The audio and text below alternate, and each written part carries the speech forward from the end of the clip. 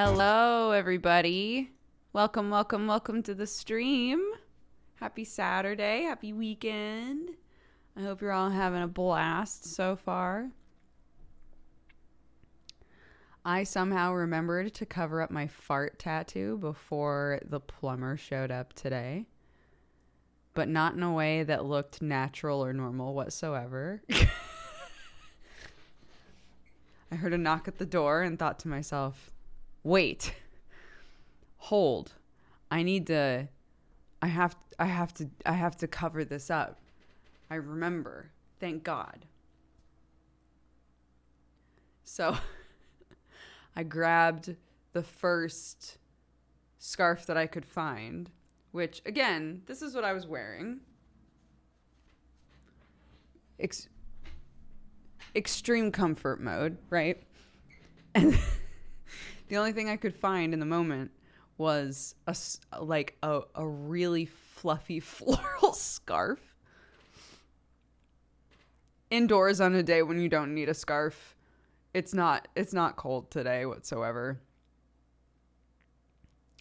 So put that on. And answered the door like a madam. Yes, hello. Are you here to fix my plumbing? The worst part is, the person who answered the door was super chill and seemed about my age. I probably could have... I always expect it to be like an older person and I won't want to have to explain anything. This person, I was like, if I had just opened the door with fart on my neck, I probably could have been like, by the way, I have a temporary tattoo that says fart on my neck. I don't know. I could lie. It was a dare. Just FYI. It's not real. Please don't judge me. And they probably would have been like, haha. And then we could have moved on and they could have fixed the pipe and then left. And I wouldn't have been this weird 30-something with a big floral scarf on a sunny day in my house like, yes, tell me. Why is it leaking exactly? It's just weird. It's just weird. But they claimed that everything should be fine now. I ran a test load of laundry, and there was some water on the ground, and I realized that I hadn't checked if water was on the ground from when they were fixing the pipes in the first place. Because I was like, man, there's water everywhere again. And then realized I didn't check to see if there was water there before I even started. Okay. Well, I'll wipe that up and I'll do a second test load. It's fine. It's not sunny in Nottingham. Oh, take some. Take some.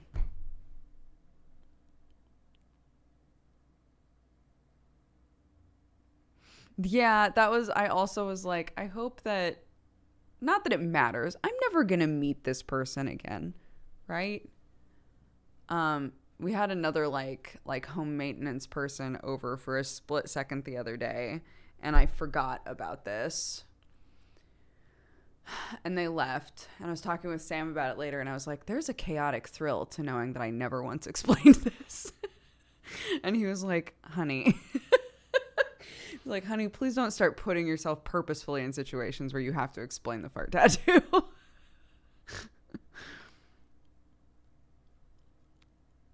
It is funny, though. It is funny to, like, interact with a person and then later go, oh, right. Well, that's done. Well, the moment has passed.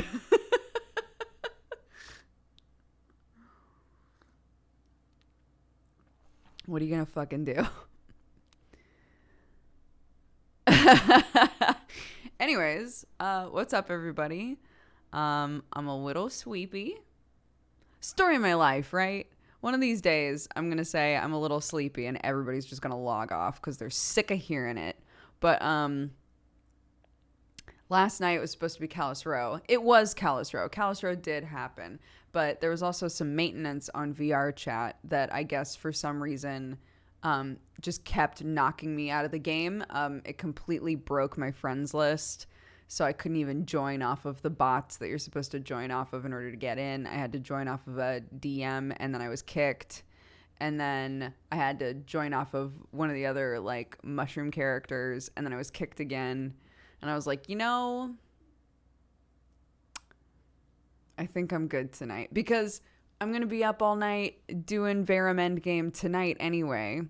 And Clarky was, like, up and down a little bit before I went into Callus Row, and I kept hearing her. So I was like, this isn't really a good night for this, is it? I like really tried to make it work because it was my second session. So I was like, I don't want to show up for one session and then be like, anyway, bye. Anyway, I'll see you in a couple weeks. But I really only managed to blip in for a hot second.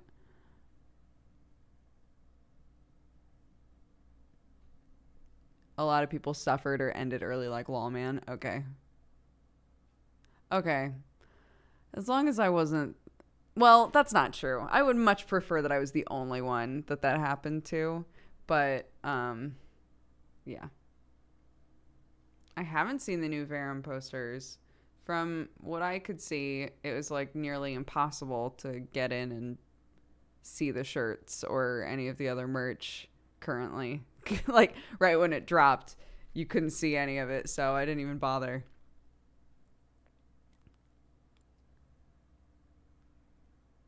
Good luck today, Torchbearer. Thank you. Violet Eye chiming in. Arcadum's World is the Verum stuff, yeah. So all of the stream games have ended for Verum. Tonight, starting at 8 p.m. for us, is Endgame. It's like the final session that all of the games are involved in. So, yeah. Because I'm an I am involved in a few different moments throughout. But if everything goes according to schedule, ha ha ha ha. Ha ha ha ha. If everything goes according to schedule, ha. I can get a little bit of sleep, like, in the middle of it. But we'll see.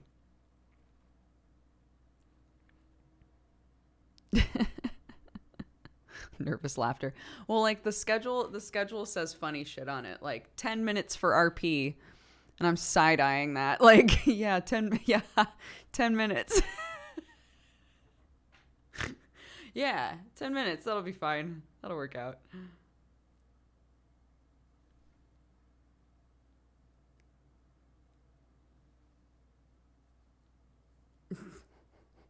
People are trying to come up with, like, drinking games. Like, every time there's a clash, take a drink. Every time someone mentions sarin, take a drink. Like, just all kinds of shit.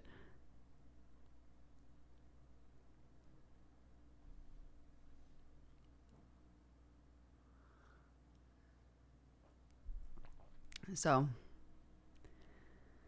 yeah.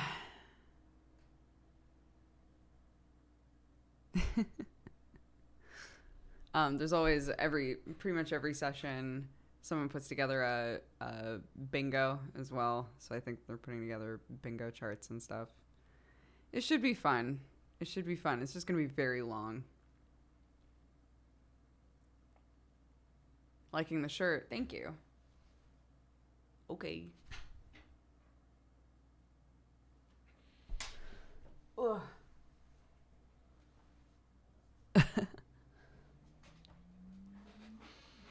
The bingo gonna be big this time, according to Bingo Duck. I'm sure.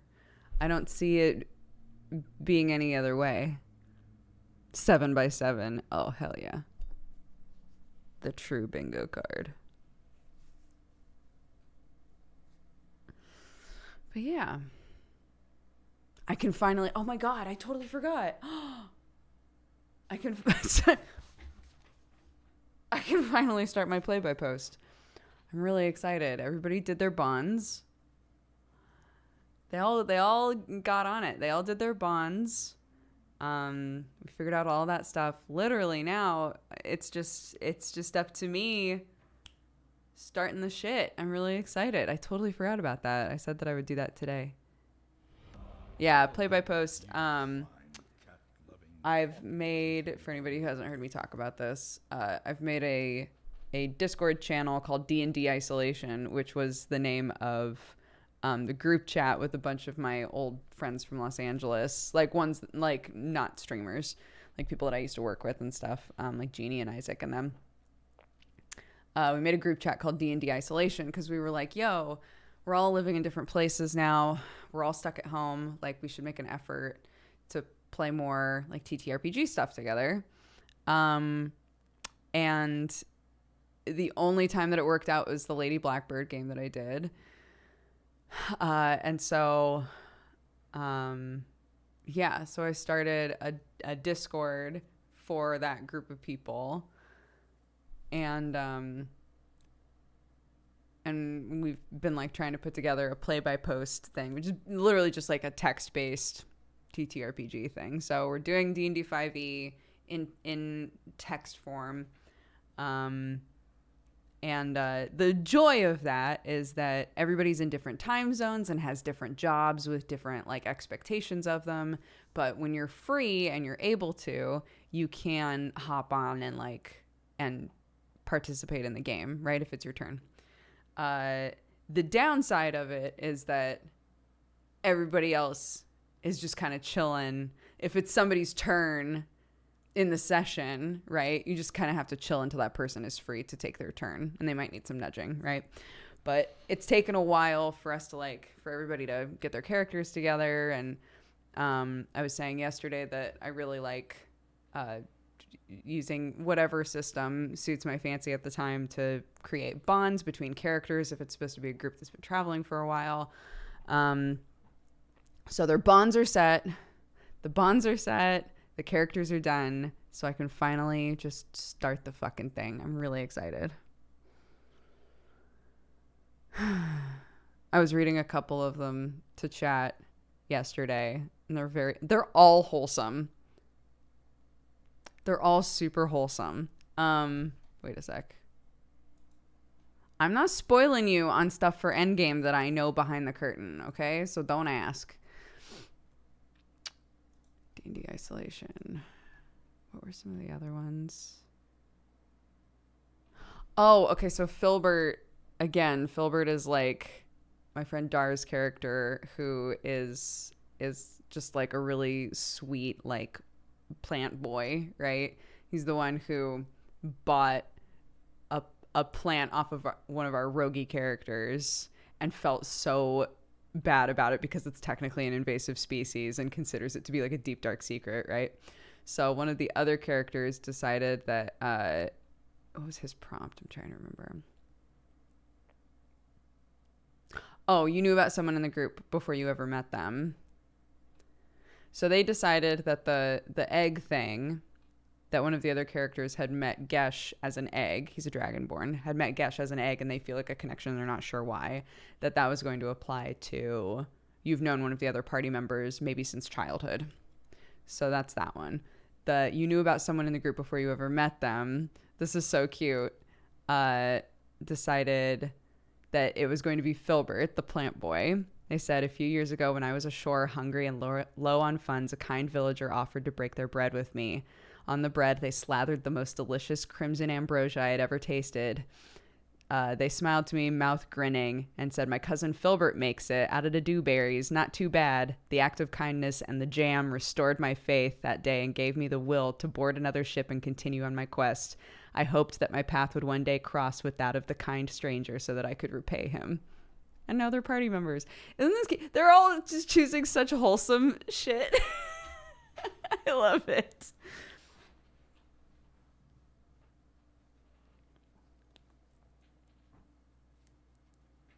Adorable.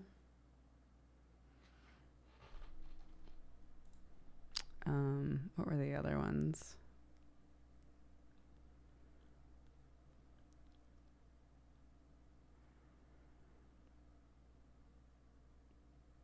Oh, one of the characters is named Chaddington. He's a paladin, like a heroic paladin. And so he's just like He's a lot. He's just like insufferable.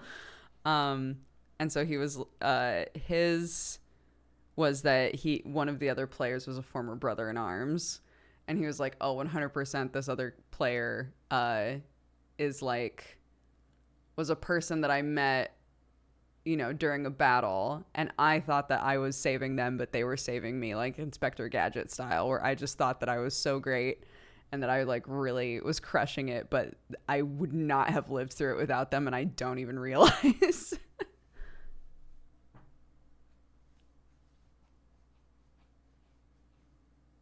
They're party members with Filbert. The person who gave the bread to them was Filbert's cousin. So that's how they knew of Filbert before they ever met them. Yeah. So it fulfilled their bond requirement. Again, these were just like loose jumping off points, but oh, Grace, this is a Valentine to myself for somehow getting the grad job I cried about a few weeks ago after a terrible interview. Also a Valentine to everyone who's still going through it. Good luck. Oh, congratulations, Grace. That's awesome. Congrats. That must feel incredible. And Tokiron said, or Tochiron, one of those, said, hello, I've lurked here for years, and while I'm not participating in chat much, this is the warmest community I've ever been in. I've had some rough times lately. Being here always makes me feel happy and safe, and I love y'all. Feel free to continue to lurk. Thank you so much for the sweet message. That's very cute.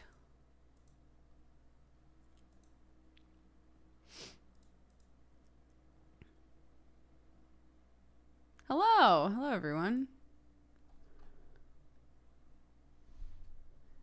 After Filbert turns a page, does he need to wash his hands? What do you mean? He just likes plants, guys.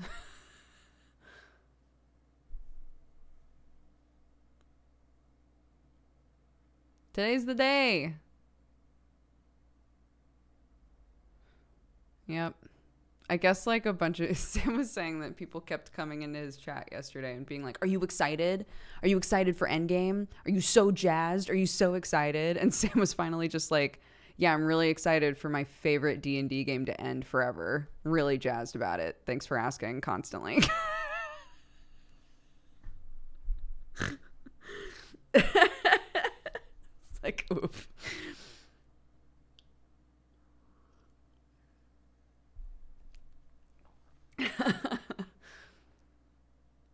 I have never seen any Arcadum related content. I might tune in today just for the hype. Oh my god, I'm gonna be confused, and I'm part of it.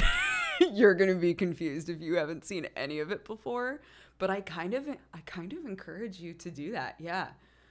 It's gonna be wild. There's gonna be so fucking many of us. I don't know how it's gonna be kept straight at all.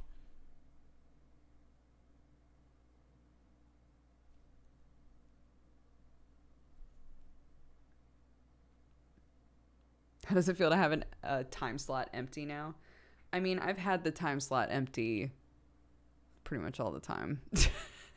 I got to do the Verum thing again for 3 sessions, and now it's endgame. So, but for Sam, because Sam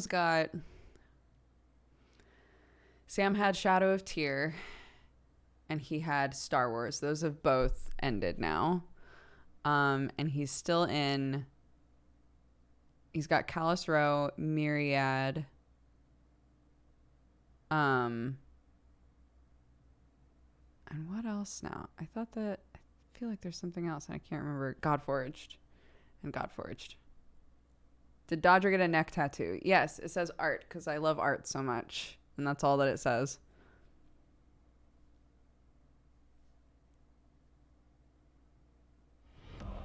I've watched none of it so far either. I'm looking forward to tuning in. Oh my god. You guys, it's gonna be 8+ hours of herding cats. It's gonna be the whole thing. It's gonna be epic at some points for sure. It's gonna be super cool at some points. And the rest of it is gonna be people like, I have this item that I never used the entire time and I don't know what it does, but here it is. What if I broke it? gonna be wild.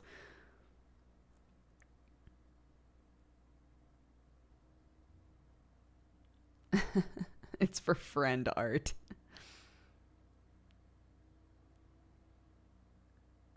2 p.m. CST, which I think is like 8 p.m. GMT. I think so.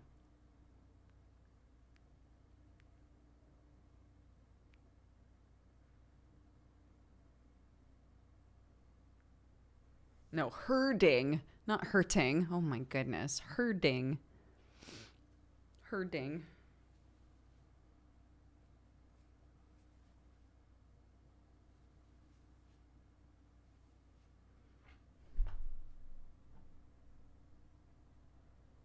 Is telling chat the other streamers who are going to be there spoilers. I mean, if they're people who have confirmed that they're going to be there, sure.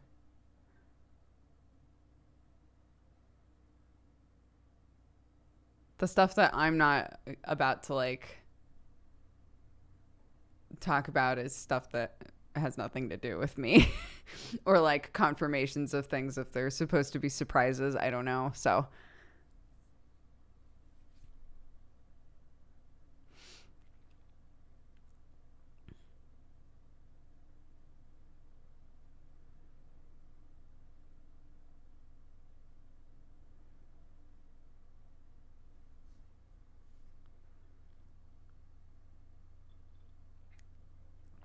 Auto Fights, I'm so sorry I missed that. Thank you so much for all the gifted subs. If you were gifted a sub by Auto Fights or by Avi or anybody else during the stream so far, please take the time to say thank you. It's very generous.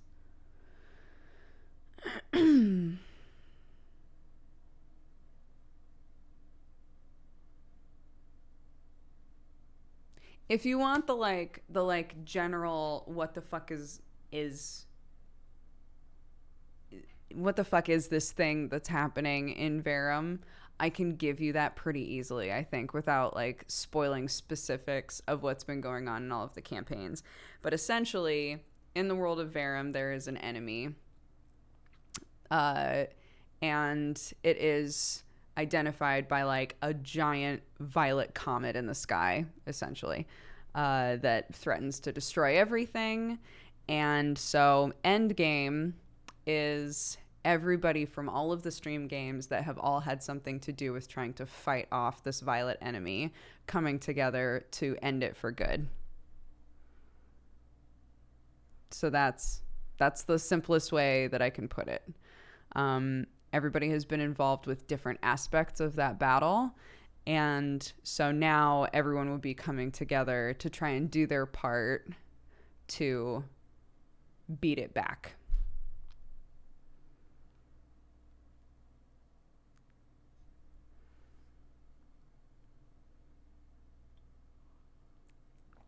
I have no idea which VTubers will show up. I don't know any of that shit. That's what I'm saying. I don't know. I have no clue. I know Summer will be there. I know Summer will be there. I know Russ will be there. I know Sam will be there. There are hyper-specific people that I know would rather die than miss it. And that's it. That's all I got for you. Zach will be there. Zach's my character. Zach will be there. The boys will be there because they're attached to me, body and soul.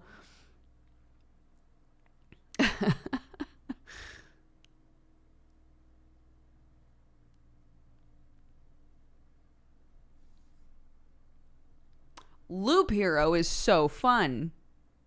Holy shit. Loop Hero is extremely fun. I played that off stream, actually, after Clark was in bed. I played a little bit of it off stream while I ate my dinner, and goddamn, that game is really fun. It is very addictive. That is my favorite character. I appreciate that so much. Do you think you'll stream it? I streamed it yesterday. I just played a little bit more off stream. Hi, Chewbacca. How are you?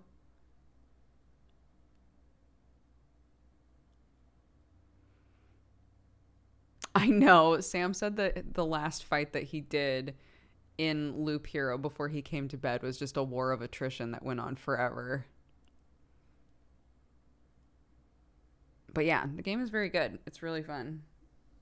And I figured some stuff out off stream that I didn't realize while I was playing on stream. So that's nice.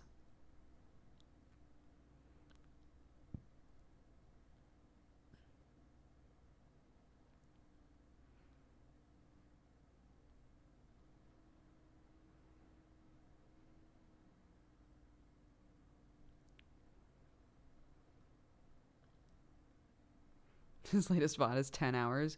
Let's put it this way. Clark came in and we had like a whole conversation and shit, did a few things upstairs before Sam even came to bed this morning. Sam came upstairs and was like,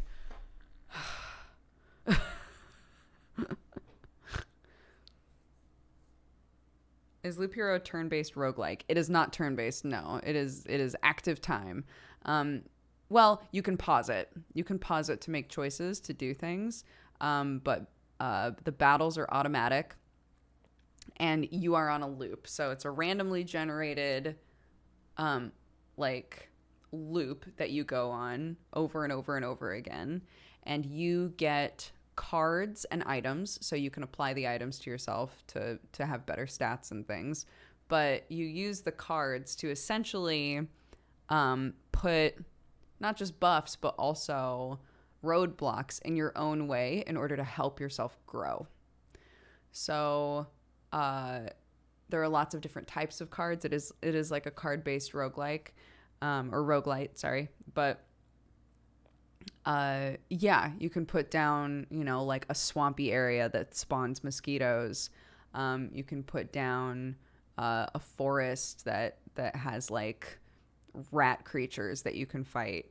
And you want to do that because the hope is that as you go on more and more and more loops, you're getting stronger and stronger. But also, you're trying to manage how often monsters are spawning, whether or not multiple monsters are spawning in the same spot. So you might have an easy time of it for most of the loop and then get to a part where there's like rats and vampires, and when the vampires die they turn into ghosts and like all this shit, right? And those sorts of situations can just annihilate you. So it's very fun. It is really fun. And when you die, yeah, you have like a little home base area, and there's like a weird storyline where everybody, like all of the people involved, have forgotten everything about their world. They don't remember anything about their lives or anything. And for some reason, you are the chosen one, and you're different. You also don't remember anything, but people don't forget you. So we can leave and do our loops and come back, and people will remember that we left and things like that, which is not the case for anybody else. So we're the key to fixing the plot. But yeah, it's super fun. It's super, super fun. I need to get better at being like, okay, I'm going to go fully for, I'm going to really try to get my vampirism up to max. I'm going to try to just like stack this one type of effect. I'm going to make it so that my counter is like insane. I need to try and do builds instead of just like, well, this item's better. As much as that works, kind of, it would be really cool to try and focus more on like, I'm gonna try to make a character that's like basically unkillable, because every time they attack they eat as much damage as you could possibly do to them, that kind of thing. The classic chosen one, exactly. I have not unlocked the ability to be other characters yet. But I figured that you can be other characters, not only because of what Sam has told me, but also because when you go into the game, it'll say, like, your class right now is this. And I'm like, great.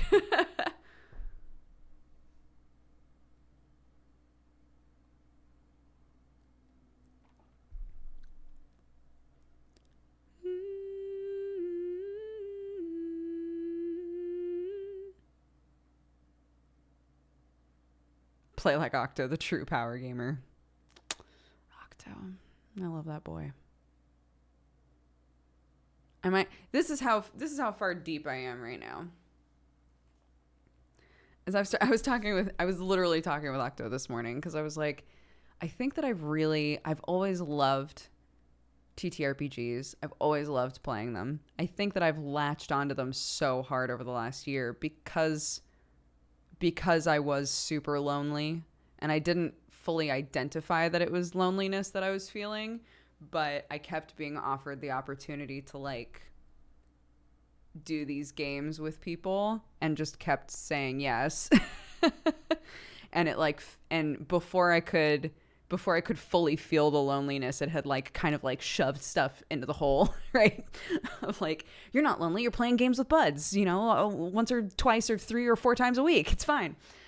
And so it's been like a really positive thing for me over the last year. And again, it always has been, but I haven't ever had as much of it going on in my life as I do now. And I find myself now that things are ending sort of like pulling at threads like, more please. More please. But again, because I had said that I want to do more DMing, my brain is immediately going to, well, I'm not going to wait around for somebody else to start a game. I'm just going to start a game. So I've started this like play by post game, right? And my brain is going, it's slow. I should start another one. I should do another one. I was like, Octo, if I do a second play by post game, do you want to be in it? And he was like, hell yeah. So I've now created a situation where I might have, and again, I don't think this is bad. I might have created a situation now where I have Godforged and I have Callous Row. And then, and those are like, you know, streamed whatever's with buds. And then off the rest of the time, I have a D&D game I'm putting together for Sam's family. So that'll be with people who have never played in their life and don't even totally understand what D&D is, which I'm so excited about because, as you guys know, like I really want to eventually do stuff at like old folks' homes and stuff, doing some kind of like a simple RPG system with older people. I think that would be really fun. They get bored in there, dude. Boredom is like one of the big things, one of the big issues that the elderly deal with. Let's let them be rogues, man. Anyways, and then I'll have this Hollow Knight game. And then I'll have 2 play-by-post games. But again, the play-by-post games are slow, right? So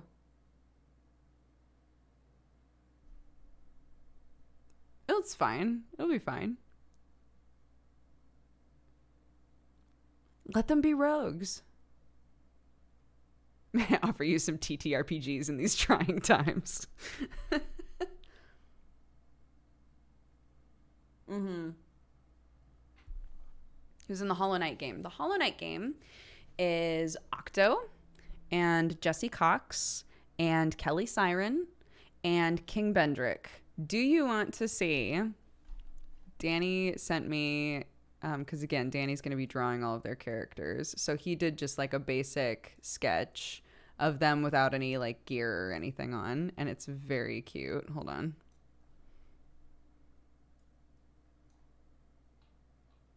One of these has already been adjusted, but just so you can see it.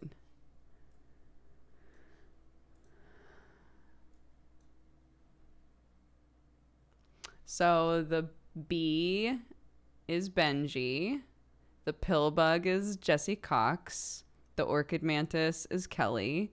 And the Hercules beetle is Octo. Isn't that cute? Fuck. Jesse requested that the pillbug be about half that size. And part of me feels like potentially Octo is going to request that the beetle be bigger than this. So, yeah. This character is going to have one of the little firefly headlights and then a pickaxe. This character is going to have a little helmet. I'm not sure about Kelly's character. I'm not sure about Octo's character, but that's where we're at right now with like character designs. They're very cute. There's 2 bees. No. So that's the way that, sorry, hold on. I'll drag it back in. The A picture is how the bees, the little worker bees in the game just generally work. The way that they generally look in the game. So Benji said, I want to be that, but upright.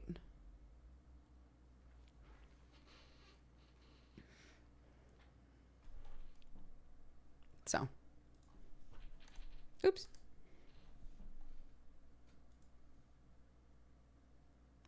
Yeah, I think it's going to be very fun. The game takes place before Hollow Knight the game starts. But after, how do I put this without spoiling Hollow Knight?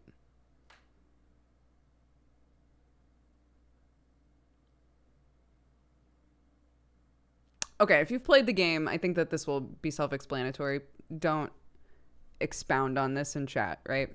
So the game will take place after the door has been sealed the first time. But before the events of Hollow Knight, the game. Does that make sense? I think that there's a lot of like interesting time in there to work with.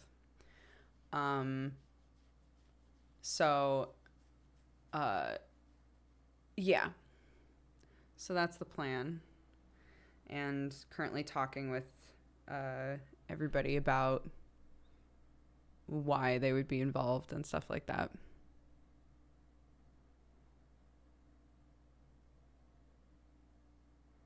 But yeah, it's using the Fate Accelerated system, which is a free system. You can literally just look it up and download the PDF, which is awesome. I paid for it because I love it anyway, so I figured why not pay for it. But yeah, it's a cool system to just kind of superimpose onto whatever you need it to be, and I needed it to be Hollow Knight themed, so there you go. Neck tats must be painful. They must be. I wouldn't know. Yo, they like say that this was real though. It does like a visual trick. I feel like since I've had this on my neck, my jawline looks harsher. Like, I think like neck tattoos, like add basically what a shadow under the jawline can do for you, except almost like darker, I feel like.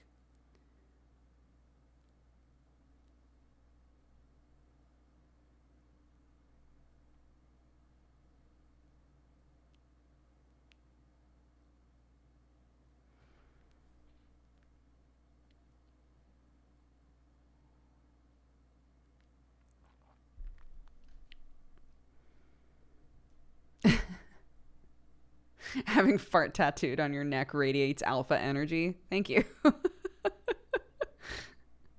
Thank you very much. As a Fate DM, I struggle with milestones. Do you have a plan to tackle that hurdle?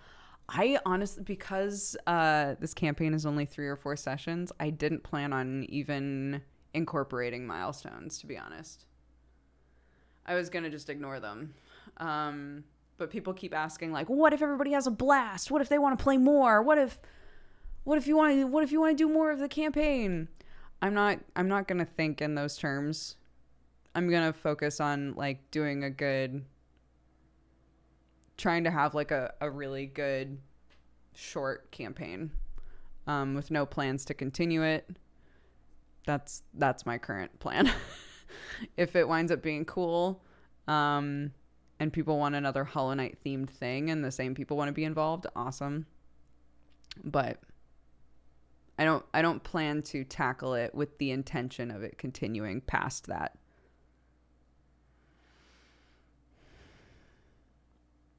Where did you get the inspiration for your real tattoos? So these ones, the flowers in all of these are English roses, which were the primary flower in my wedding bouquet, and I loved them. And so I asked if they could incorporate that with some like really, really like soft looking mandalas. And so that's what we went with. My intention, speaking of Hollow Knight, my intention is that if I were to continue this as like a sleeve, it would be lots of different floral themed things. My favorite flower in the world is a snapdragon. I would love to get some snapdragons done by somebody who does like really earthy sort of tattoos. Not that flowers aren't earthy, but I think you kind of understand what I mean. Like the difference between somebody who's doing kind of more, I don't know. I'm trying to think of how to even put this. There are some tattoo artists that literally do tattoos of like weeds and things and they look tight, you know? like they're just down to just do like kind of gritty nature stuff. But if I decided to go like fully floral with this one, I would love to continue with the mandalas, but have them start to become ones like the ones that you see in Hollow Knight. Hollow Knight's my favorite game ever. So I think that would be really cool. It would be like a really understated thing that would not be obvious to most people, but I think would be really cool. And then I have a Hebrew Chai in the middle of my back. So when I was in college, I was taking biblical Hebrew as a class, and we talked about the Chai and how it can be used on its own to represent a thankfulness to God for the life that you've been given, and to, you know, do your best with the life that you have, etc., etc. Just Chai, life, right? How beautiful it is. And I loved that so much. And so that was my very first tattoo, was I got a blue Chai in the middle of my back. And I have gears here on my side. Each gear represents a member of my immediate family. I've wanted to like add to it because they're just gear silhouettes. I've wanted to add to it, and have them be like, I've wanted to add to it so that I can incorporate Sam and Clark. But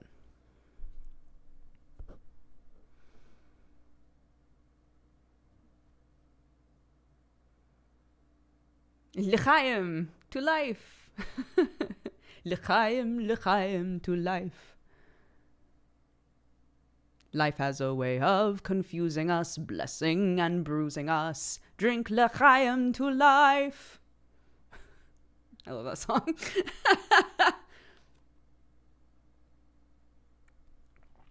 No, dude, honestly, I feel like I'm starting to reach the point where I finally sort of feel like I can, you know, get like a dumb wizard tattoo and be like, I don't know, I just have a lot of tattoos. This one's a dumb wizard, right? Like it's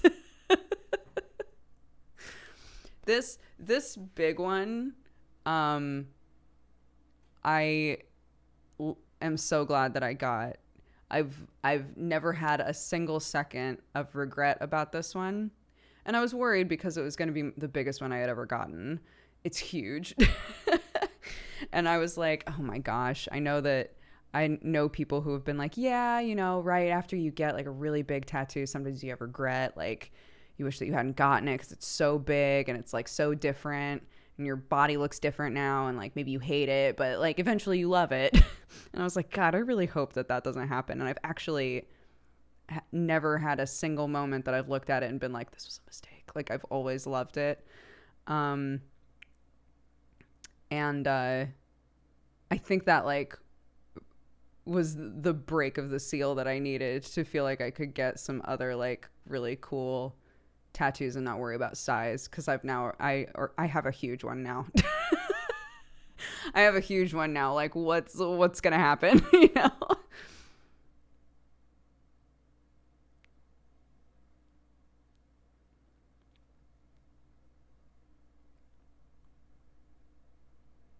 Yeah, that's right. Yeah, I got it not too long after having Clark, huh? Well, she was like what, 6 months old? No, no, she was nearly a year. She was nearly a year. Where am I from? I currently live in England, but I'm originally from Oregon, United States.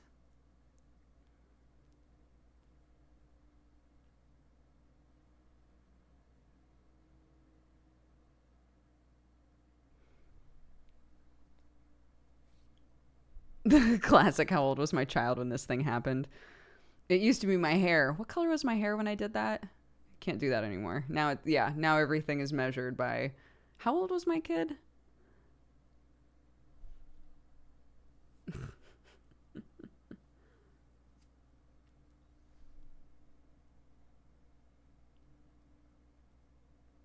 I never got a tattoo myself. I always think I will not like it. I've said this before. If you're not sure that you want it, don't get it. Don't get it. Look, all of us who have a few tattoos, we know that we just get so jazzed about getting a new tattoo or thinking about a new tattoo. Probably love tattoos a little too much, and sometimes we like superimpose that onto other people who have even a passing interest in tattoos. If you don't know that you want that tattoo, don't get it. Don't get it. The technology is there to get rid of it pretty well now. There's that, but like, why would you put yourself in that position in the first place, right?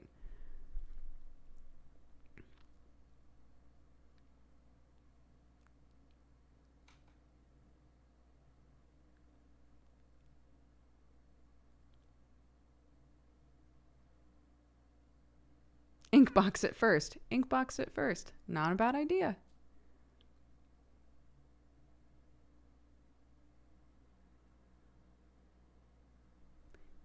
Yeah, my I've said this before as well. My brother's in his 40s. Uh he loves tattoos. He thinks they're awesome. He's wanted one for a really long time.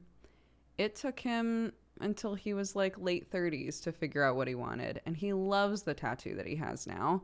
I don't think that he has any intention of getting another one. He has like this really pretty lyre, like the musical instrument, like a really beautiful lyre on his forearm. It's gorgeous. Um, I will never forget. This is like so classic. If my dad's watching, what's up, Daddy? I will never forget Jared coming home with that tattoo for Thanksgiving, I think. And my dad was like, what kind of example are you setting for your sister? And he was like, she has more tattoos than I do. Like, just totally going for him when I was the first one to get them in the first place and already have multiple tattoos.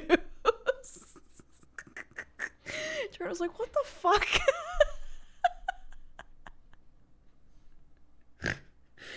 Oh my god. It's so funny.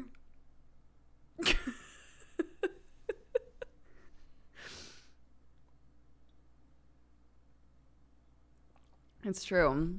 He's the solo brother. He's the solo brother of the crew. You want to fight? Me and you right now? Let's go. Where do you live?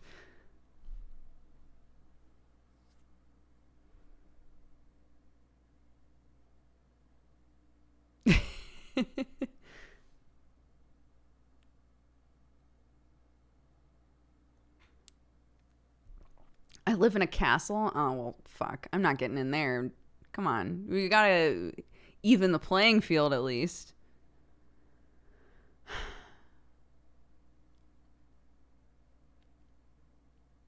want tattoos, but all my ideas are literally the worst.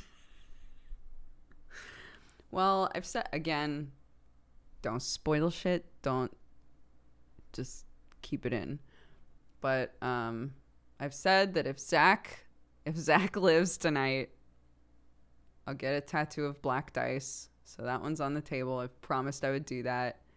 Nick is already designing it for me. So I'll visit Canada when I'm legally allowed to and it's safe and get that tattoo. Again, if he lives.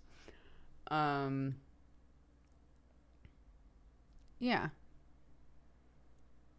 I have things I've wanted to get for sure. Yeah, Endgame is tonight.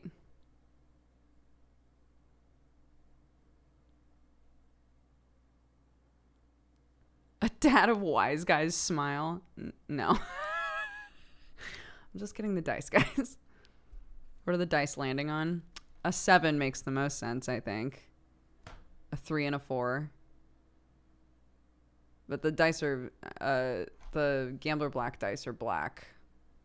So it'd be two black D6s. Oh, COVID, I thought you were banned from Canada for a second. No, I can't even leave England, y'all. Could be a 6 and a 1.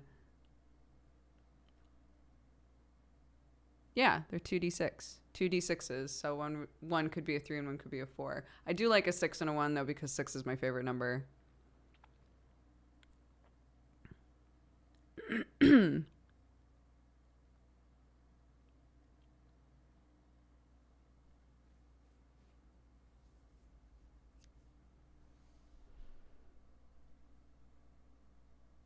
That's true. The one would, yeah. 5 + 2 feels illegal. 6 and 1 is also min and max. Oh shit. These are all good. This is all good. It has to be a 6 and a 1. You're right. The highs and lows of the gamble. 6 is my favorite number. The 1 could be representative of like the one violet eye. I like that.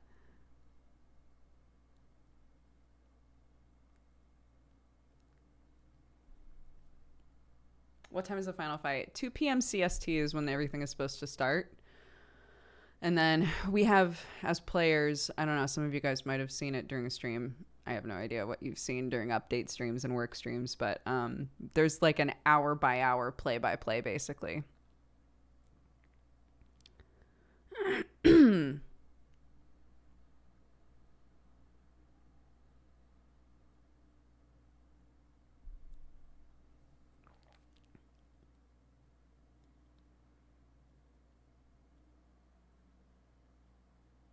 Yeah, 6 hours from now. Exactly 6 hours from now. Wild. So, yeah, so we'll see. See if Zachy Boy makes it through. As I've said on stream before, a really exuberant child could break him if they really wanted to. So we'll see. We'll see what happens. We'll pray for Zach. Thank you. Is there nervousness player side? Honestly, like, no. It's all part of the story. Whatever happens, happens. You know, people die in stories. That's just how it goes. I think that, is there nervousness that will fail? Not really, because there's so many of us involved. That like it would have to be failure statewide, right? But for like my character specifically, I already know that it would be a 1 in a million chance to be able to play him ever again anyway. I can't see myself ever getting to play him again. And if his story ends with him dying in the final fight to like save the universe, basically, then that's what it is.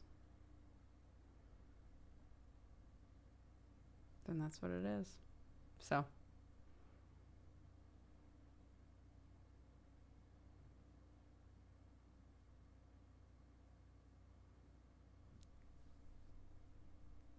Something about the story being over makes it more bingeable. You'll have a few months until he starts brand new shit, so. What's your hope for a good end epilogue? I'm not gonna say. I've already told Arcadum where I see Zach. So, for anybody who doesn't know, every single character is going to get an epilogue from Arcadum, depending on what happened during the end game. So, I've already told Arcadum where I see Zach in general. So.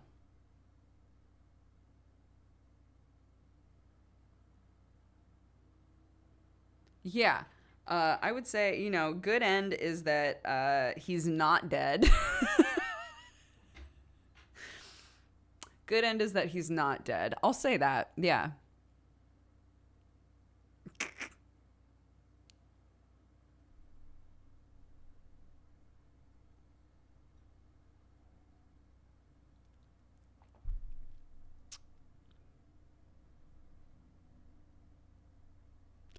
I wish that I wish I had gotten an opportunity to update his art one last time, but it just wasn't going to happen. It's fine. His art is great. He had a at one point in Shadow of Tear. I don't feel like this is too much of a spoiler. At one point in Shadow of Tear, he like had a costume change basically, and I was like, oh, I wonder if I can get the art updated, but it just wasn't going to happen. It wasn't enough of a change where I was like stressed about it really either.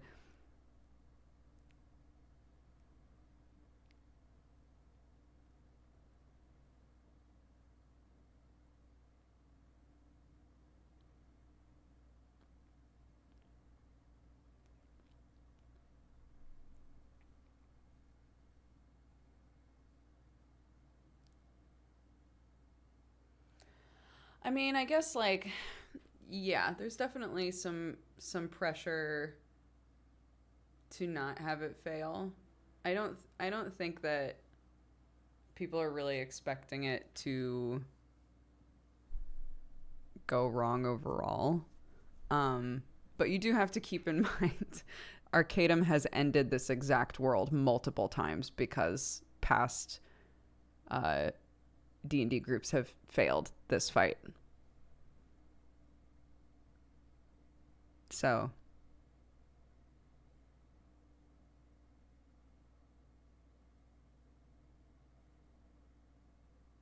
it's not, this isn't a situation I would say where it's like he wouldn't do it. He wouldn't say that we lost and then start it all over again. He wouldn't do that. This is the sixth time he's restarted this exact world. So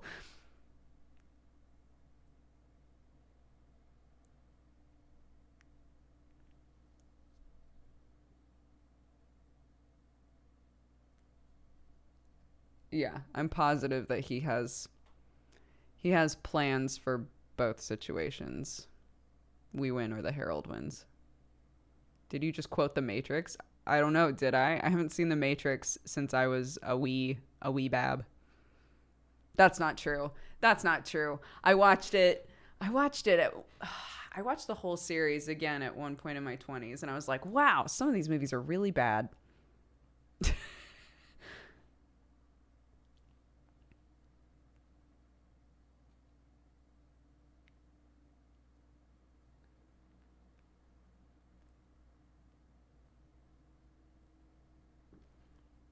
What do you mean there's only one movie? I mean, there's the original Matrix and then there's Animatrix. And then everything else is really fuzzy other than that. So.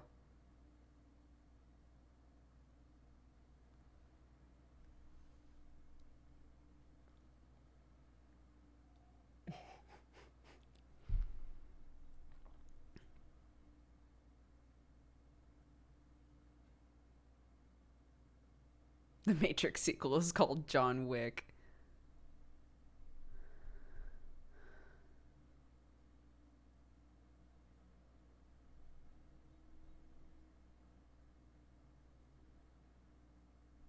I I like Reloaded and Revolutions. I will not apologize for it. Look, I also really enjoyed those movies. They're hard to go back to because some of the CGI is like, but they were really fun action movies. I would say they're not as compelling as the original Matrix movie, but they're fun action movies.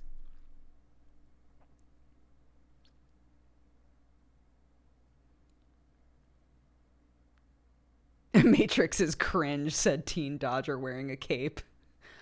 I was not one of the people that wore capes to school. I did own a cape. I didn't wear it to school, though. Just to specify. I compartmentalized. I had the poet shirt, but I didn't wear it to school, guys, okay?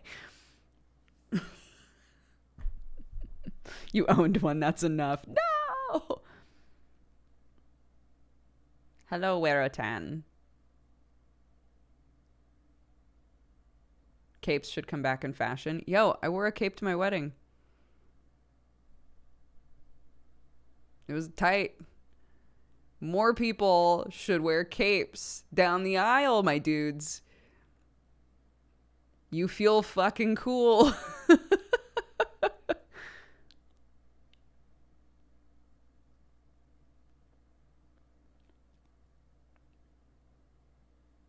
I saw one of my friends when they got married, they cut their cake with a sword, and I was like, fuck, why didn't we think of that?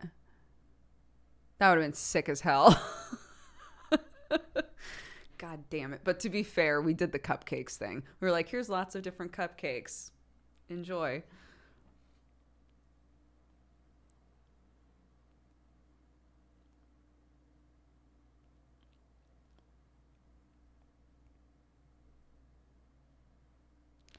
We cut ours with Sting from Lord of the Rings because we were hobbits and elves. Everyone goofs that our wedding photos look like if a hobbit and an elf got married, because Sam's whole family is like tall and gorgeous and my whole family is like really squat and cute. So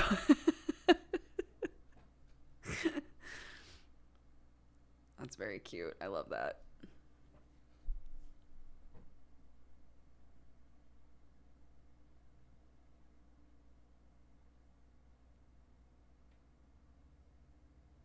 What a description.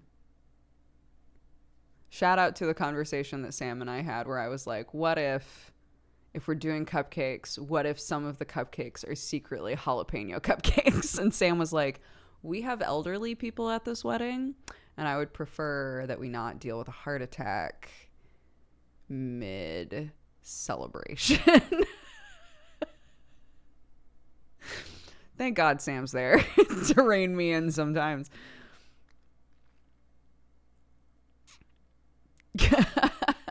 What a party pooper.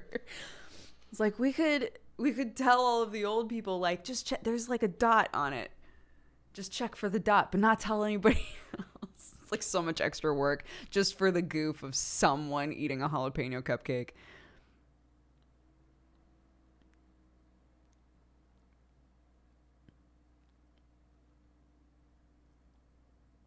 I never thought I'd walk down the aisle with an elf. How about with a friend? Adorable.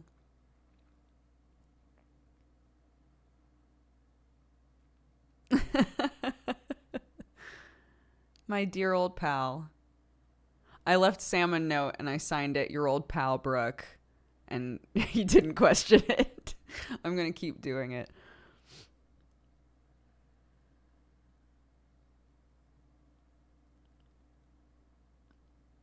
We played a game. What was it? Call of the Sea. In Call of the Sea, the lady that you play is looking for her husband, and their song is a song called "My Dear Old Pal," and they refer to one another as "My Dear Old Pal." And we were talking during the stream about how cute that was, like being married to someone but constantly reaffirming like that they're one of your best friends. You know, it was just very sweet. And so, so I left Sam a note. I was like, your old pal, Brooke. Sign that every time you send a text message. Yeah, if I really want to just be a 90-year-old. Have a signature on my texts.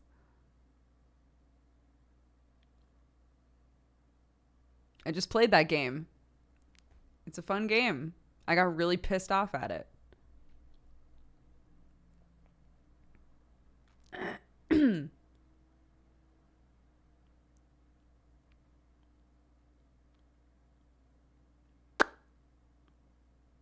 Like how Dan and Rebecca call each other best friend.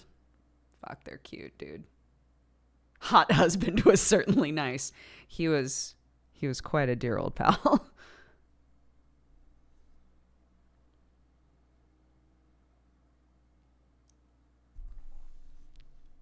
Hello, I'm Chip Mulaney. I'm your father. That's still one of my favorite bits. That's still one of my favorite bits in a Mulaney stand-up. My father came to me. He said, hello. Hello, I'm Chip Mulaney. I'm your father. I don't know why it always makes me laugh.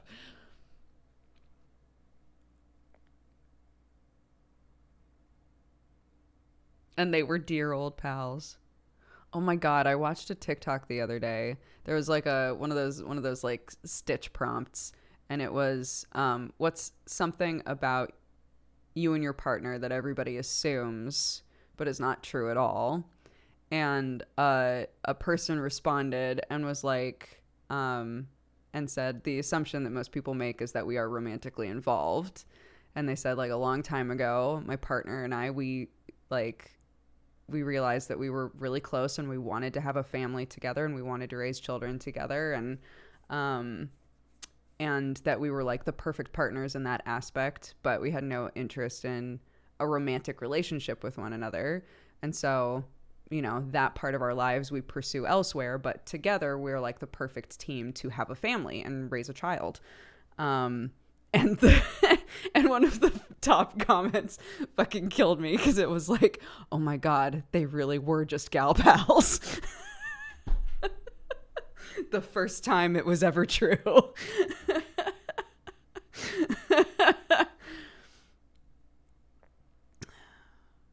Killed me. Actual gal pals. Such good friends. Very good friends.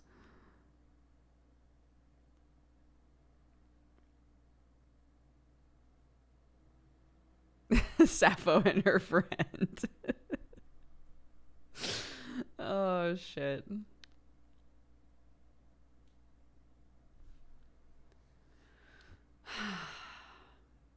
Good stuff. Just buds. Just buds doing bud stuff. I'm glad that I have a fairly pronounced D sound when I talk.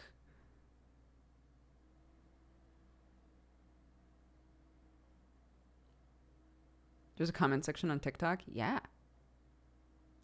Yeah. When you're watching a TikTok, there's a little like quote bubble. You can click that and see all of the comments on the video.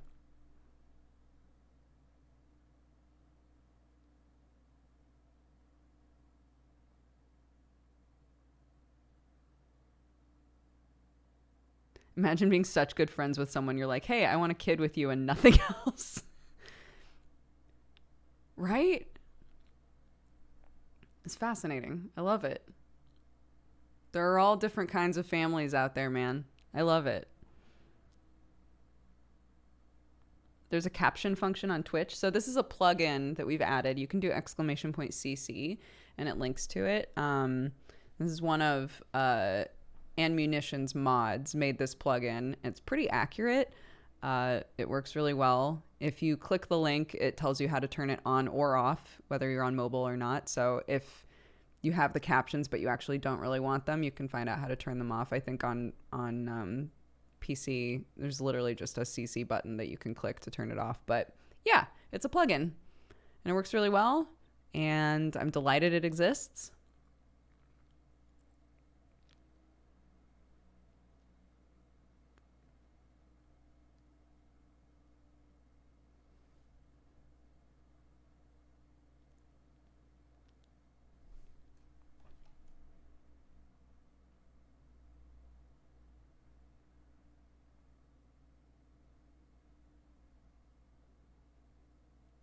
I wish one of my bros would go halvesies on a kid, a bunch of douches. Oh, it's so aggressive. I'm going to get a little bit more coffee really quickly. So let's, people have run ads. Perfect.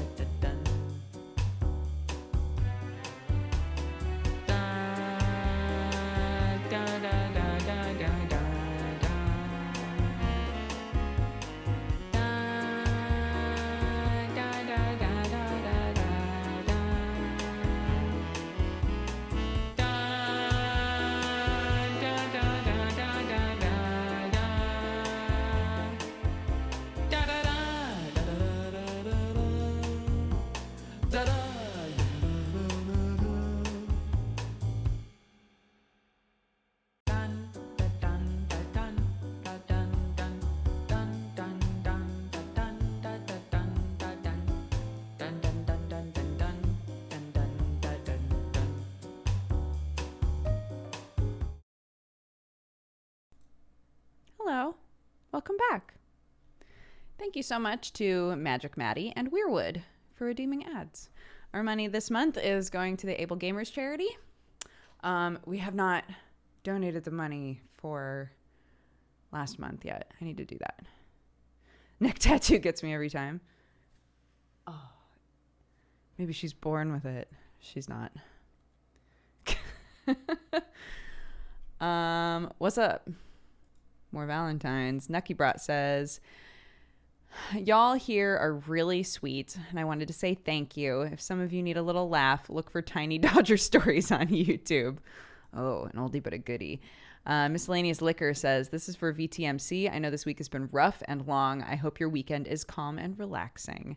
And TSG Kate says, I'm totally going to call my fiance my gal pal now. Do it. Ozfrog Girl says, this one is for the Wiggles, who decided to begin their 30th year entertaining children by recording a Tame Impala song. Amazing.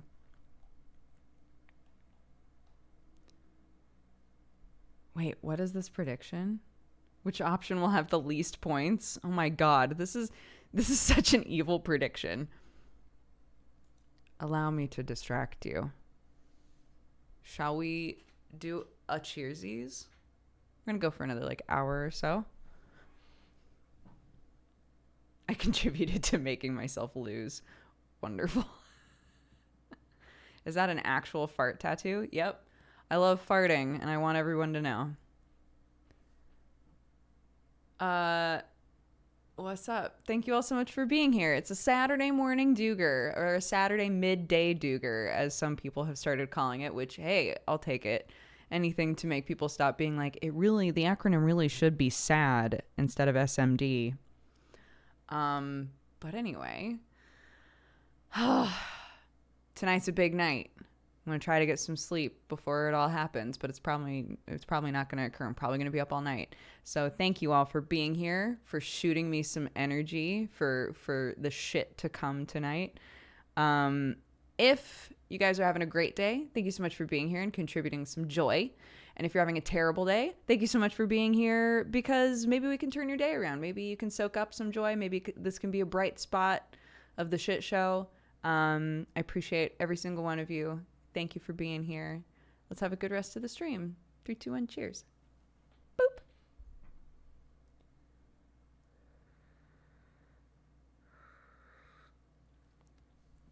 Oh yeah, I'm really into fan art. Oh fuck, that's so good. Yeah, it's a tattoo for fan art. A primary joy of my life.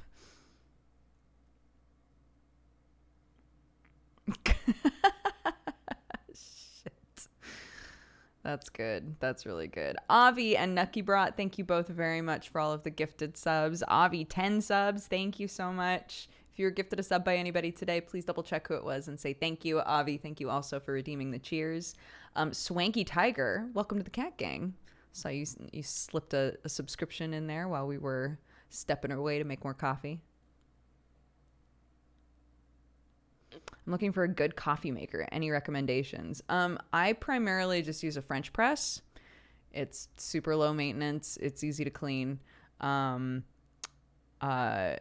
You can get pretty cheap pour overs as well. Those are the sort of things that I would recommend if you want something that's like low maintenance, is like a Chemex pour over or a French press. French press makes a good, easy pot of coffee without needing to be plugged in and all that sort of stuff. What's tonight? Tonight is the end game for all of the Verum stuff, which is Arcadum's D&D campaigns. So tonight is the culmination of it all. Apparently, I don't expect them to, DM every single person. But apparently Jesse and Timac didn't know about it. So I was team mom, and I messaged everyone and was like, hey, just double checking that everybody knows that this is happening, and these are the times that you're needed, and here's a link to the end game rundown, etc., etc. And Jesse and I had a long conversation where he was like, I don't know if my character would even care to be there. I was like, God damn it. It was really funny. He was like, I don't know if you would even show up. Oh, it was just killing me. So it's true though, right? Spoiler finger for Strange Roads if you don't want to know about like kind of the dynamic with the Strange Roads group at the end. But the way the spoiler finger works is if you don't want to know, you mute as long as my finger is up, and when my finger is down, you're safe and you can unmute. So Jesse's character is a fake cleric and is decidedly like fairly good, I would say, like maybe neutral, but like really against evil stuff. And he decided really early on that both Mirage and Zach were evil. He hated us. He and I bickered like a couple that had been married for years. We just fucking like just could not stand one another. And so he was like, I just don't understand why I would show up. And I was like, well, I mean, maybe the matron is making you show up. And he was like, yeah, but obviously the matron tried to get me to do a lot of shit and I didn't do it. I was like, that's fair. That's very fair. And he was like, and if we're going to say that like you messaged me, like I definitely wouldn't show up then. I was like, maybe you're showing up because you're hoping I'll die. And he was like, that's the one. It's like, I'm going to show up and watch everybody just get fucking trounced. That's it. That's the one. So, yeah. So there you go. Jesse might show up tonight. We'll see. I loved your dynamic. Me too. Me too. I'm sad that we never got a season 2, but it is what it is.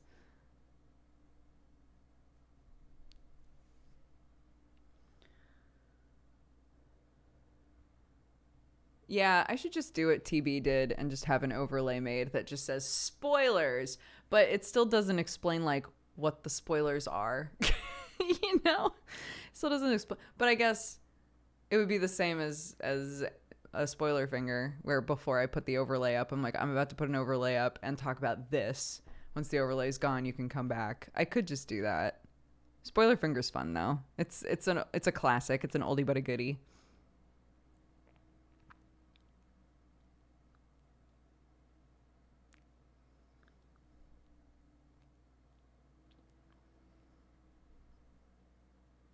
I'll make an AI that blurs your face when you raise the finger. Alex, using your power for good, not evil.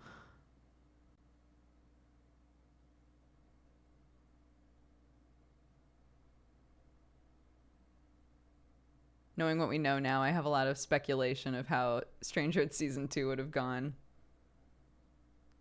Yeah. Yeah, the rundown is listed in the player only Discord, so it's not. Where can I find previous episodes of that? Of Strange Roads? They are on Arcadum's YouTube channel.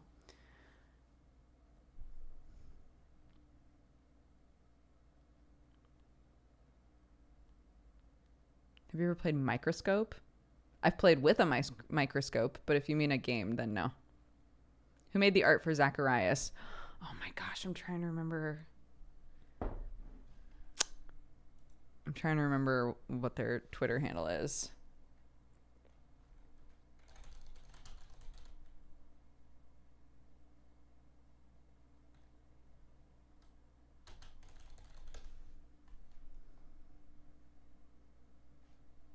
Shoot, I can't remember what it is. It's on my phone, but my phone's downstairs.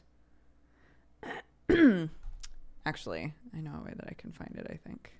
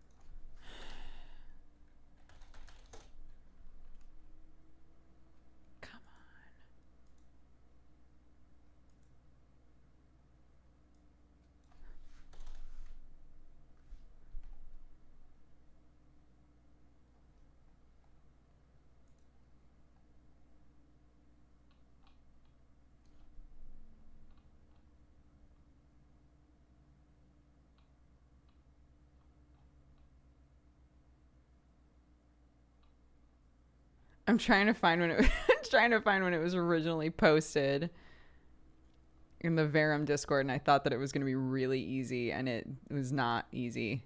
Vicious Mongrel. Fuck me. Vicious Mongrel on Twitter. Somebody probably already found it in the time. Yep, somebody had already found it. Well, good.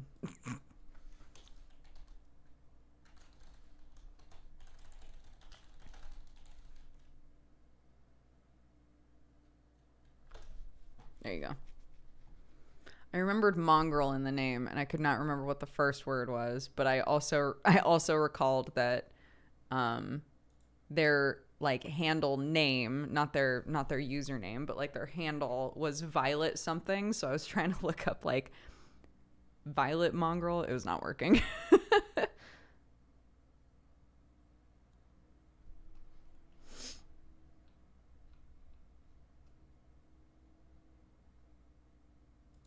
Are you still drawing every day? I liked the art thread you had on Twitter. I haven't been drawing for myself like at all. I draw with Clark a lot, but I haven't really been drawing for myself, and I want to. Yeah. The violet mongrel is a scary servant. I agree, that would be a scary servant.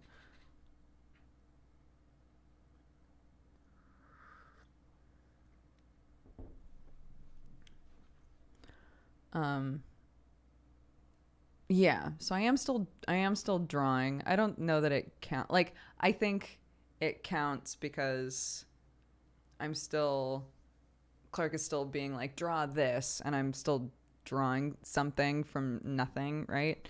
But in terms of me sitting down and being like, I want to draw this for myself, I haven't been doing like nearly any of that, unfortunately. So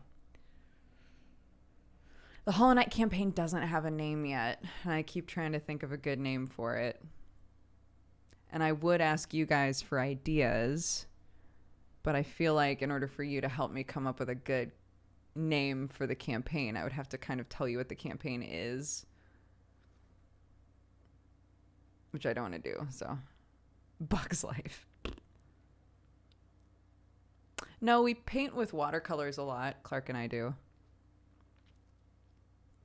What is this Hollow Knight business I'm hearing about? So one of my sub goals during my subathon was to run a short Fate Accelerated campaign set in the Hollow Knight universe.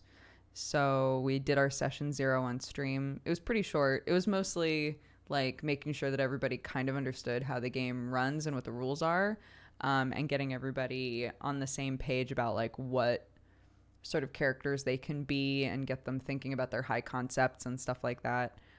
So it wasn't super long, but yeah. So session 1, I get the feeling session 1 is not going to happen next week. It'll probably be the week after, and then fingers crossed that everything goes fine. Then it'll be like 3 or 4 weeks, like a month there with a consistent Hollow Knight themed game, which should be fun. Hollow Roads.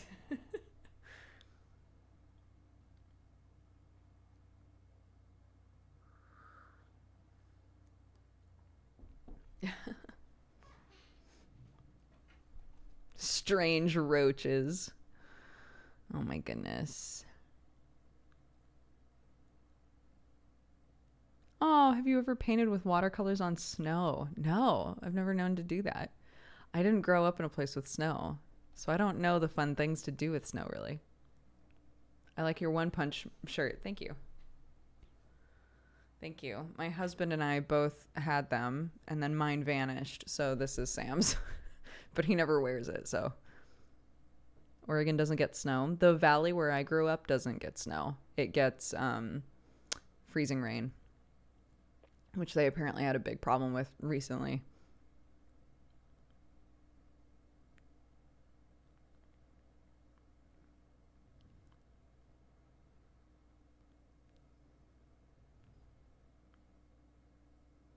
We painted rocks instead. Yeah, I did paint rocks. Yeah. Like hail? No, not like hail. So freezing rain is rain until the second it hits something. So the area that I grew up in is really well known for nurseries, not nurseries like for babies, but nurseries for plants.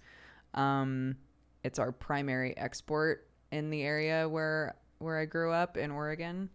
We grow nearly all of the country's Christmas trees, etc. And so a bunch of the kids that I went to school with were like Christmas tree barons. It was stupid. But anyways, freezing rain is like really awful for that because it's normal rain until it hits a branch and then it turns into ice. And once enough ice has built up on a branch, the branch just breaks.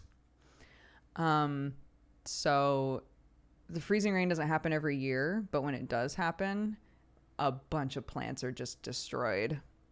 There's a tree that's on our property that has always been my favorite tree. It's a curly willow. It's beautiful, and the freezing rain fucks it up every time, and it's so hard for it to bounce back. Yeah, it also freezes on power lines, which is awful.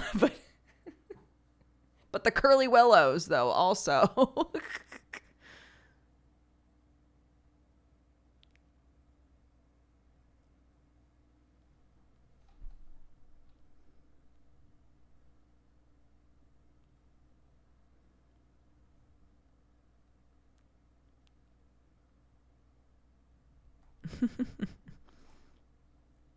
Yeah, I've said before, in my hometown, all of the kids that I went to school with were like, we were all pretty, I would say like lower middle class to lower class. And then there would be the kids who were just like rolling up in sports cars. Like, yeah, it's a fucking Christmas tree kid. This fucking guy. The tree barons. Yeah. One day they knew that one day they would inherit the family Christmas trees.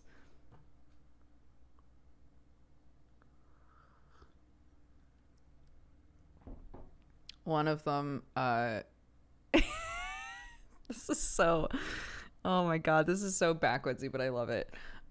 So my hometown also has what's called the Buckaroo, which is a rodeo.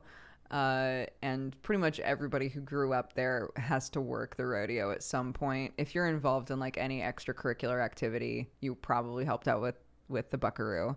So, I remember one of the Christmas tree kids, had like a really passionate speech in one of my classes. I want to say my freshman year of high school. Had a really passionate speech about how he didn't want to inherit the Christmas trees. He wanted to be a cowboy. He wanted to be in the rodeos, and he wanted to ride horses and bulls and stuff. And how he was going to pursue his dream, and he wasn't going to take over the Christmas tree farm, and how big of a deal that was. And looking back, it's so funny to me that was the story. This kid like, no, Dad, I'm not going to grow Christmas trees. I'm going to ride bulls, and you can't stop me. It's amazing. I hope that he achieved his dream. I hope he's in rodeos now.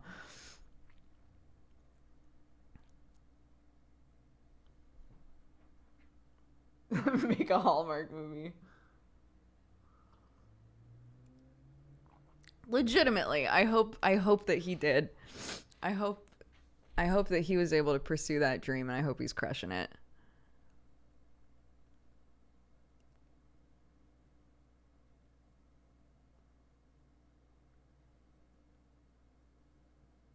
He could just sell the Christmas tree business. A lot of times, from my understanding, as a person who has never had a Christmas tree business, a lot of times it's like a ton of land that gets bought by multiple family members. Say if you wanted to keep it in the family, multiple family members will come together, buy a plot of land, plant trees, and then you have to wait forever for the trees to get big enough for you to be able to sell them as Christmas trees, right? So you like plant, like every year you plant new trees on a different part of the property, so that way down the line you are able to cut down some trees, and then next year cut down some trees, and then next year cut down some trees, and then replant, right?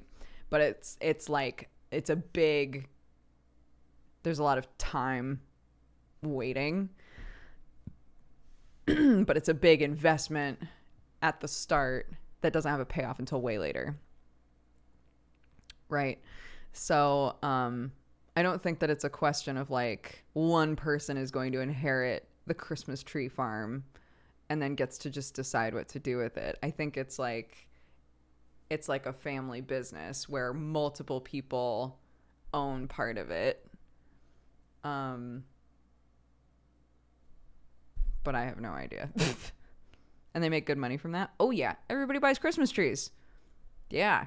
If you've got enough Christmas trees, you'll make bank.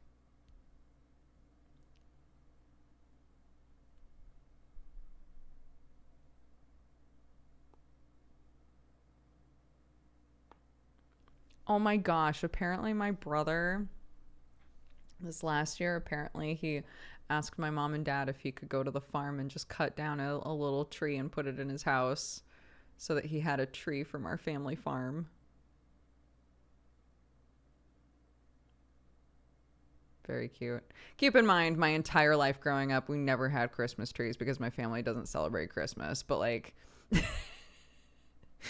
now we're all in relationships with people who do celebrate Christmas. And so we have trees, right?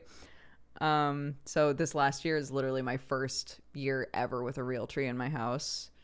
And for Jared as well, this last year was the first time that he ever had a real tree.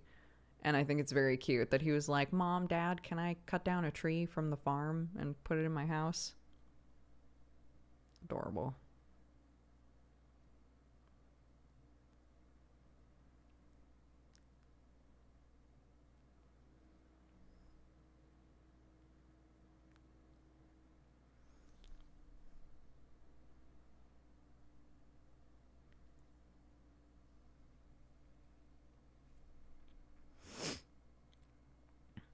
We've had the same fake Christmas tree for like 20 years. So, yeah, everybody kept saying like, oh man, once you have a real tree, you're going to get it. I did really like having a real tree in the house. It smells really nice. It adds like just some earthiness to the house, which I'm constantly chasing in my homes to like make them feel a bit more like rustic and earthy. So I really liked having a tree in the house. Yeah, I got it. But I would have happily, I think, used a fake tree probably forever. It was just because we're near Sam's family now and they all get real trees and they know where to get real trees. And so we were like, let's take Clark. We'll get a real tree. So.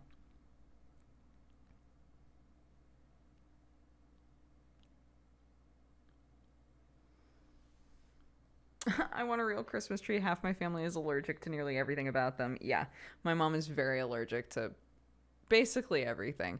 Every animal, every plant. It's all like sinus related, right? So it's not, I don't think that there's anything that she could eat that would cause an allergic reaction, but like dandruff or like dander in the air from animals or like fresh grass clippings, like any of that sort of stuff, like pollen, just knocks her out. Oh my God, my cats did not give a shit about that tree. I once again am reminded how lucky I am. My cats don't care about cords. They never play with cords. Have never tried to chew cords. None of that. Have zero interest. And yeah, we got the tree and everybody was like, get ready, your cats are going to go crazy. Did not care. They did not care. The only thing that wound up happening was Watson liked occasionally drinking the water that the tree was sitting in. And Chat was like, oh, that's actually not super safe for cats. So wound up covering it up. But other than that, they literally didn't mess with it. They didn't care. I know. They don't sit in boxes. They don't care about any of that shit. Are you ready for the end game, Zacky Wacky? No, but let's fucking go. Bam.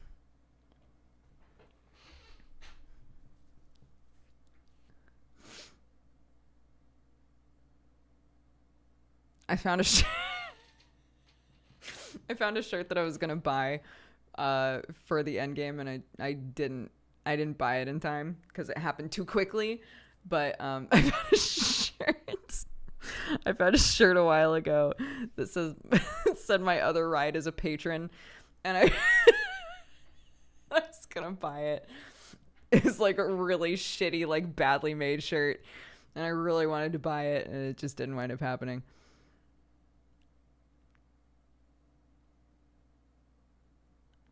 "2 p.m. CST is when Endgame starts for Verum stuff. The only box my cat uses is the litter box. Hell yeah. Honestly, the biggest issue we have with the cats is scratching, and they've got so much better about that because they've realized if they scratch these things, I've put these all over the house. They didn't bother with them whatsoever at the old house, but in the new house, they suddenly started using these, and every time I'm like, good job. Yes, pets, pets, pets. Oh, you're using your scratcher. Good job. And now Sherlock is addicted to that praise. Scratches all of those. Doesn't bother with anything else. I'm like, mwah. Wonderful. What a blessing.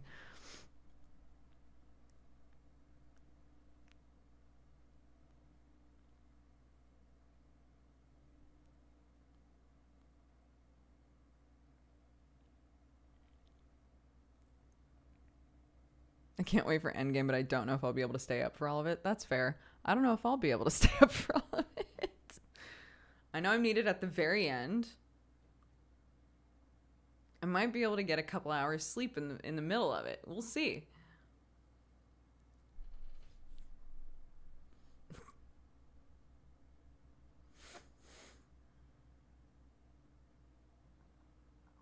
Oh my gosh. My rats mostly just chewed through my clothes. I had a lot of clothing with like holes in it because of my rats. But I didn't mind. They were so cute. Why does hair do this? Why does it do this? I hate this. I'm over this. I'm really over this hair. Can someone just cut it already? Now that I'm locked in and committed to exactly what I'm doing with my hair, can somebody just fucking do it and get it done so that I can stop being annoyed with my hair every day of my life? Anyways, continue.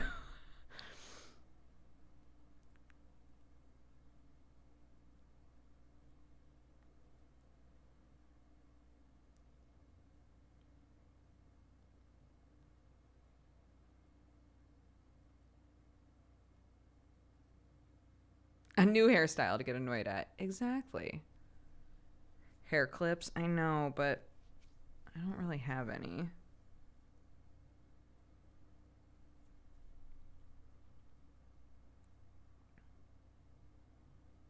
My favorite hair day is right after I get a buzz cut. Oh, dude.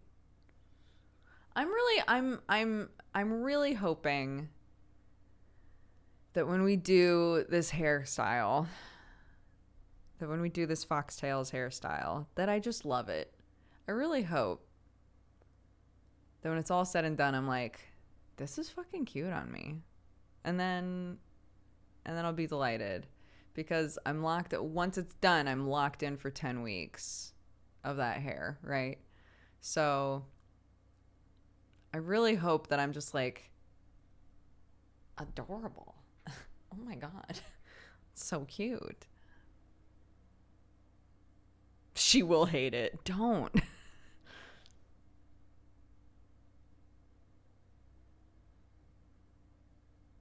Wasn't the issue that you didn't like the upkeep, not that you didn't like the look? Looking back, yes, I didn't like the upkeep. That was the reason I stopped dyeing it. The hairstyle that I used to do at a certain point, I decided I just didn't like on me. And I hadn't had short hair I hadn't had long hair in so long that I decided to just try growing it out. And then I cut it again, and then I let it grow out again.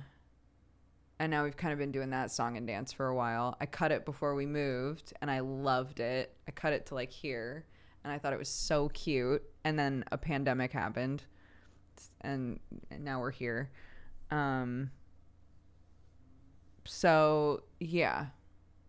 We'll see. Do you ever get compared to Hayley Williams? All the time. Not anymore. Not anymore, really. But man, when I first started YouTube and stuff, all the time, to the point that I refuse to listen to Paramore's music. And only in the last few years have started listening to their music and been like, man, a lot of these are bops. This is good music. But I got so annoyed that like every single video somebody would be like, you look just like Hayley Williams. Did you know?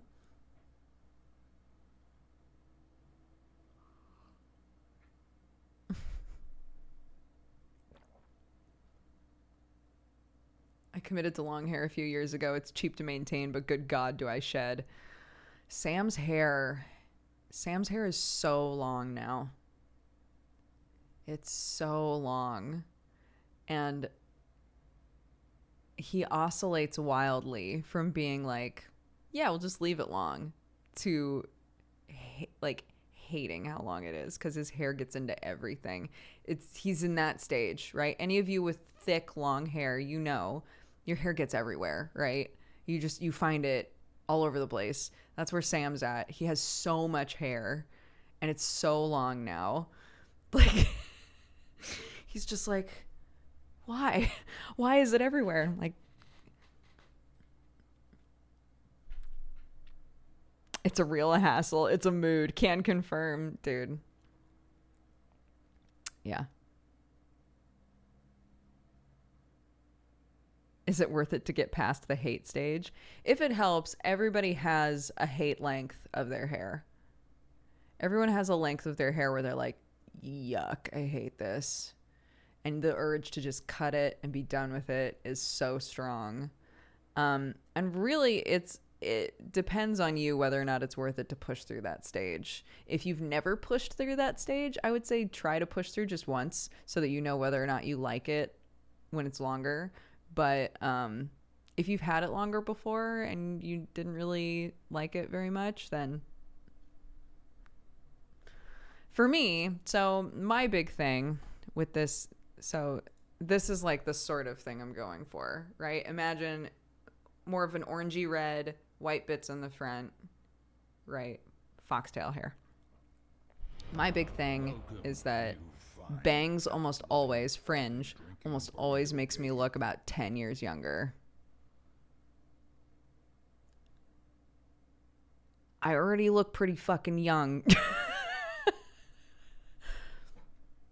I don't know that I need to look younger, right? I don't know that I need that in my life. But I haven't, sorry, let me bring it up again. It's been a long time since I've done the bangs that are a little bit shorter though, which actually I don't think I ever did while I was on YouTube, but I used to love that, doing the like kind of like shorter bangs. I used to think that was super cute.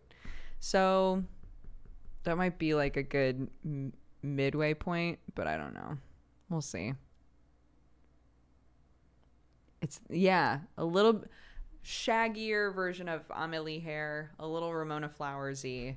That's sort of the style vibe that I'm going for, because people really, I think the best bang for buck for the people who subbed and really wanted to hit that sub goal for the fox hair is that the white bits are like really plainly visible, right? That they're not small, that they're not hidden whatsoever. So I think that with like a little bit longer in the front and then sort of like gradually shorter in the back and like kind of shaggy messy the way that I used to always have my hair, I think that that's a good way to do it.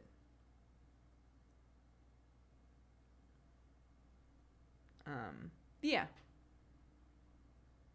Also for Sam, I think if he keeps being like, do I cut it? Do I not cut it? Do I cut it? Do I not cut it? I think I'm probably just going to encourage him to shave the sides again. It's about to get really warm again. We're coming up on spring now. I think it's probably his hair is so thick that even if we shave the sides and he has it all down, you won't be able to tell that the sides are shaved, right? I think that's probably going to be kind of necessary for him when it gets hot.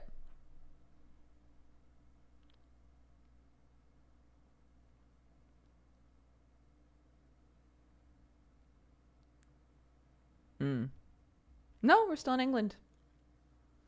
We're still in England. A little over a year now.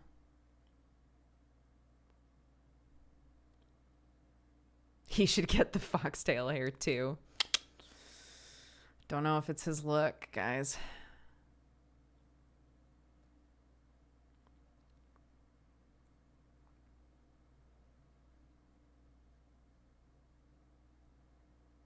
Throwback Dukes and Sam. Oh my god.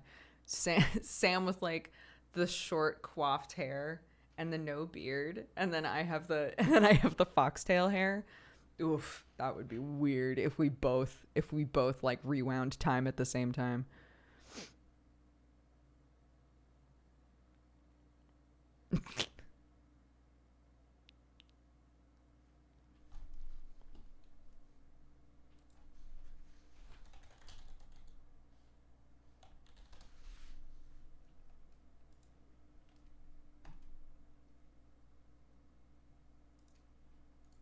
Oh my god. Oh shit. This is the hot Bob. That's the hot Bob picture. When I said that when Sam has a mustache, he looks like Bob Belcher. That's the hot Bob. Isn't it cute? Fuck. I love it. Sorry, I was looking for a picture of Sam, like what Sam looked like when we first started dating.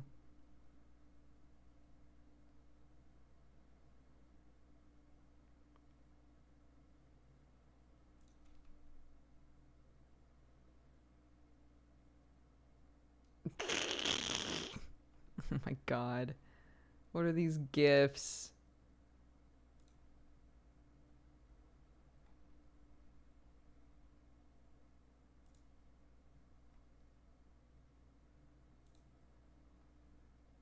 This fucking baby-faced man. Okay, sorry. This is good. It's a gif, but that's fine.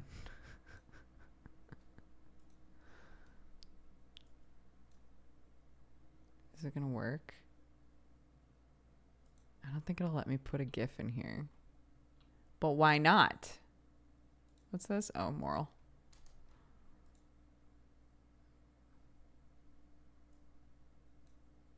No, that's Bob Belcher.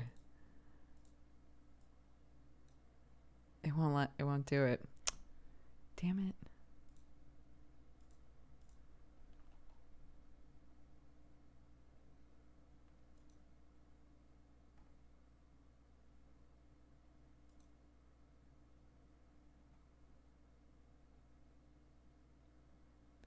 Sam was like nearly clean shaven. Oh my god, this is such a good... Wait, okay, sorry. Hold on. I'm on a deep dive now. I'm on a deep dive now.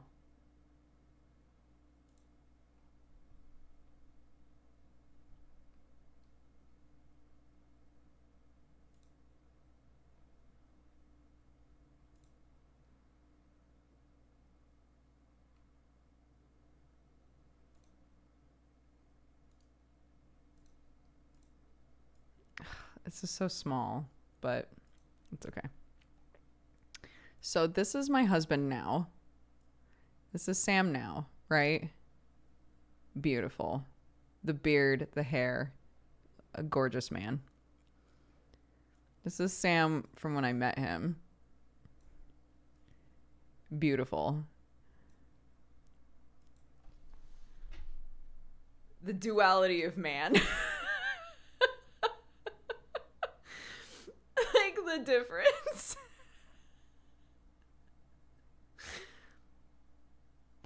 Wild.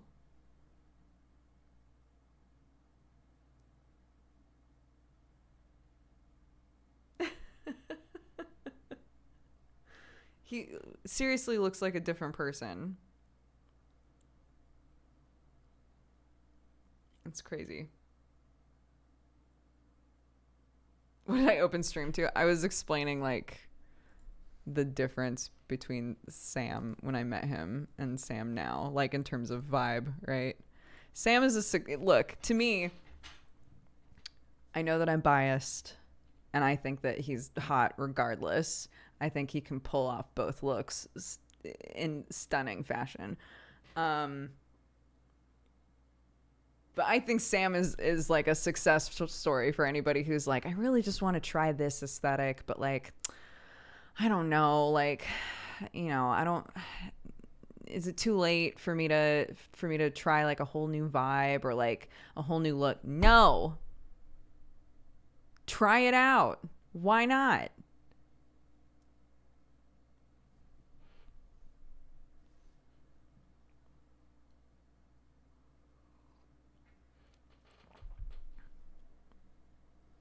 There's a TikTok series that I found of a person who's like, I really like alt fashion, but I'm not sure which one will suit me, so I'm just gonna try all of them. And it's them just trying like just with a list of like different types of alt fashion and just going down the list and trying to like style themselves with all of the different types. I'm like, I love that. I love that. How do you know unless you try it out?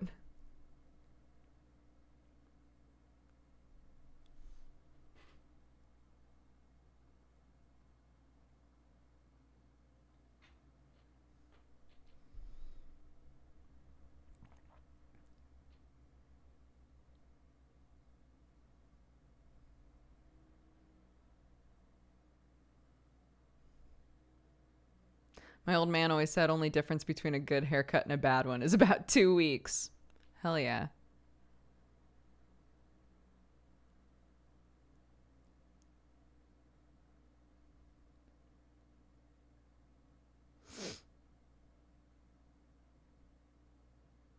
My aesthetic can be summed up as basic.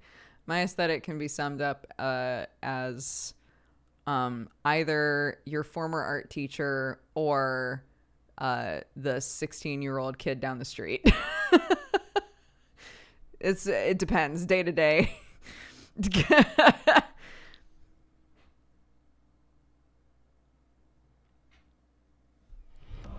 Welcome, fine cat-loving, I have like burrito babe. I don't think that it's fair to blame motherhood because I've never prioritized like the way that I want to be looking very well, It's always been very low on the totem pole. But yeah, there's definitely like if I could get into the swing of making more of an effort with with how I'm looking, I would more consistently be the former instead of the latter. But here we are. Looking like this shit. And I'm not going to apologize for it because I'm fucking comfortable. But I do think that it's good to try different things or to, make an effort to do something new occasionally. Know thyself. Yeah.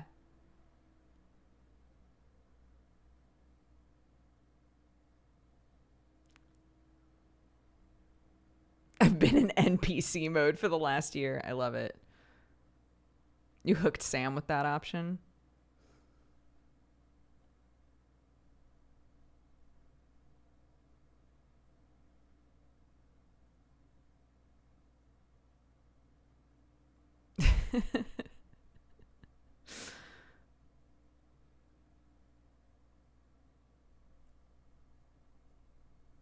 I'm a self-aware NPC, which is worse.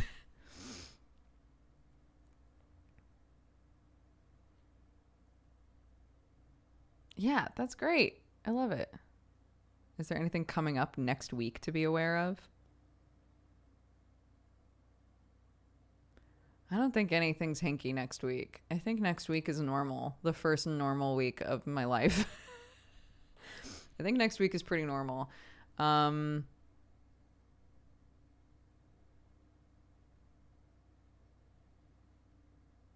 Yeah, I think so. What is normal? That's fair. So Monday, stream at 1 o'clock. Tuesday, stream at 1 o'clock, and then another stream at around 8:30.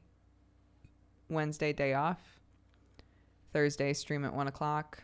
And then study hall stream at 9. Friday, stream at 1 o'clock.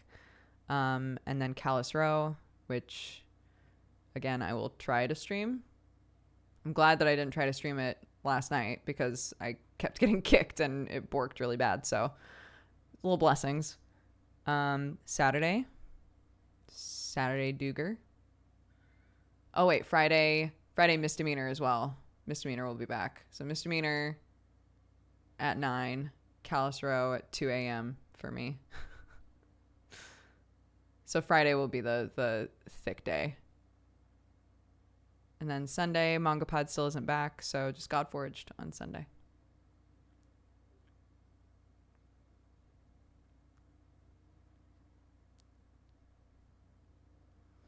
Well, they also do updates on Fridays, and I don't if everybody keeps doing events on Fridays, I don't know why their update day is Friday.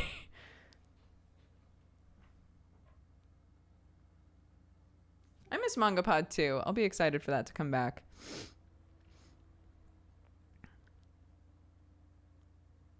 Yeah, as far as I know, Erin's doing fine. She's healing up good. She's getting everything ready to start shipping out her book. I'm so proud of her. What happened to Erin? She had to get surgery on her hand.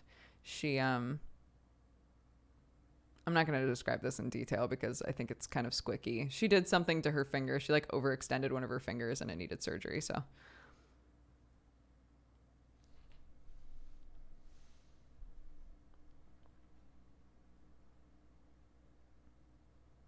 punched a wall in rage. Yeah, totally. That's exactly what happened.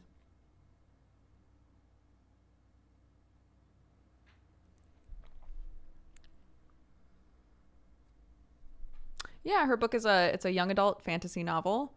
And it's awesome. And I'm really excited for her. She's self-publishing it. And it's real. It's done. It's published.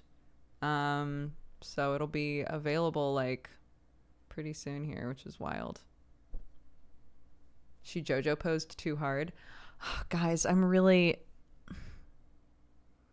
Tell me not to name the sourdough starter Jonathan Doestar. Tell me not to.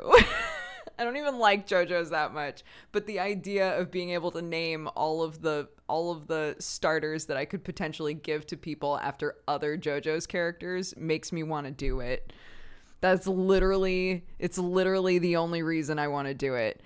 If I could just name the first one Jonathan Doestar, then then I could be like, Mom, do you want a sourdough starter?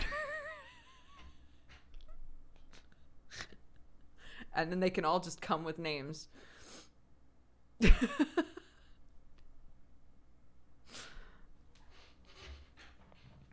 God.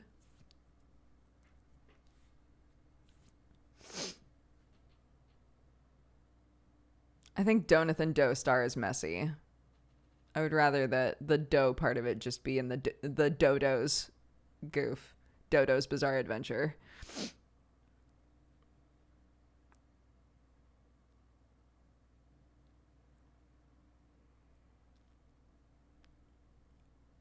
Thank you, Tarakwa. Yeah, Kelly sent me the full song yesterday. It sounds great. It's been so fun doing like a bunch of music stuff. I really need to do, I know I say this all the time, but I really need to do the Lament of Orpheus song. That one's entirely me singing though. I can't hide behind anybody.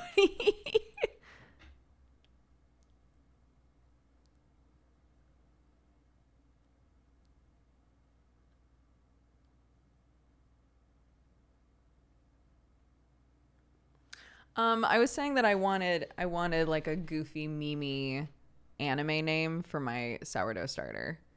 And the really obvious one that popped up was Naruto. which is good. That's a good one. As a former Naruto super fan, I really like Naruto. But again, the idea. Here's the thing, though. Am I gonna give other people sourdough starters? Probably not. But the potential is funny. Where did you learn to sing? Are you self-taught or did you take lessons? I am from a family of musicians. My dad is a singer, songwriter, guitarist. My brother can play lots of different instruments, is an incredible singer, and plays the piano. I really didn't want to compete with my brother and felt like my brother is extremely talented. He's worked his butt off as well, but he's just very talented and has a gorgeous voice. And there was a feeling of like, well, I don't possess the same talent Jared has, so I would rather just pursue other things. So I did a lot of drawing, I did a lot of painting and other kinds of art stuff, and didn't really pursue music at all. And then in high school, a bunch of my friends, a bunch of my friends were in choir, and my senior year, they were like, why don't you just audition for choir? You have a great voice. You could totally get in. And I was like, sure, why not? It'll give me an extracurricular activity that I can do with my friends, which would be great. And I auditioned, and it turned out that the person who teaches choir at the high school, keep in mind this is the same high school my brother went to, is the exact same person who taught my brother, and and was like, wait, are you related to Jared? And I was like, yeah.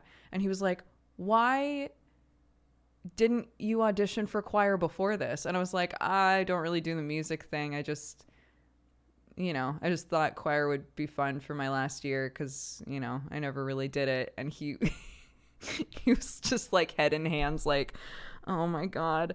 But he was always extremely supportive, like really, really sweet, and wanted to help me succeed with music, which was really lovely. But like, I only had a term at the time that I auditioned to be in choir. I only had one semester left of my high schooling, so I didn't really get to learn anything, but I got to be part of like some cool like group stuff, as choir is a group project.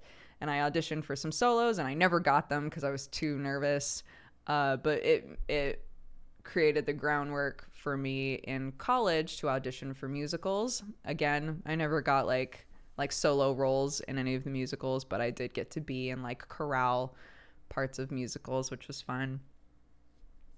Yeah, so I haven't really been taught. I've talked with my dad multiple times about taking singing lessons, and he's always like, you absolutely should if you want to like learn how to have more control with your voice and stuff. To my dad's credit, he never once created a situation where it felt like there was a competition between me and my brother.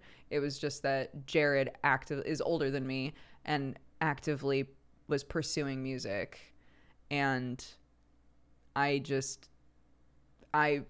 for myself felt like there was no point in me pursuing music because Jared was so much better than me. Does that make sense? So, which of course he is, because he's 11 years older than me and had been actively pursuing music almost his entire life. So of course he was better than me. But it was just kind of like, I have other artistic things that I'm interested in, and I don't need to be incredible at music. I enjoy singing for myself, and that's fine.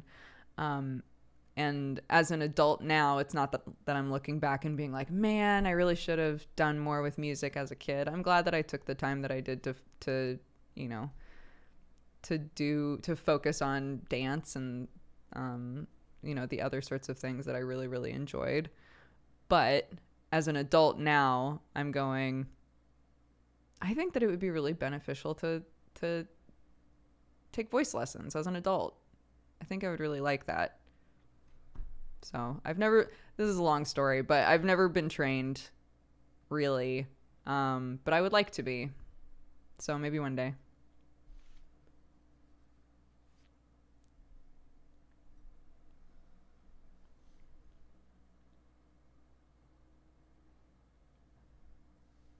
It's never too late. It's never too late to learn new things or stretch new muscles or whatever, you know?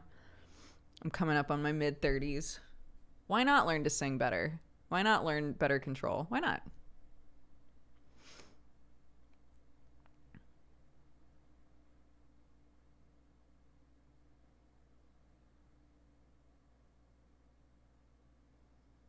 You might have resented singing if you had been forced into it when you were younger.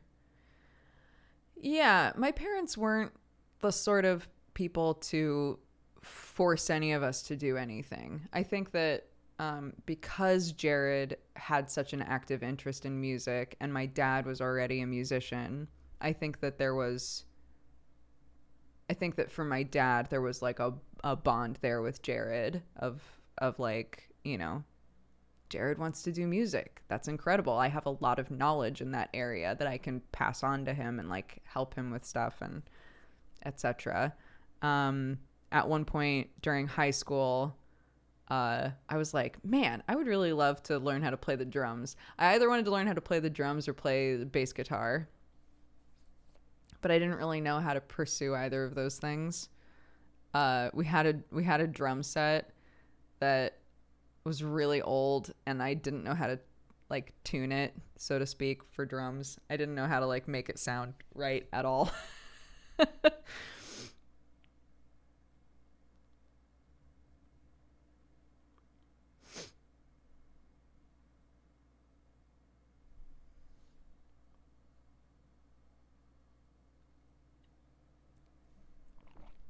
It is, yeah, it's a blessing.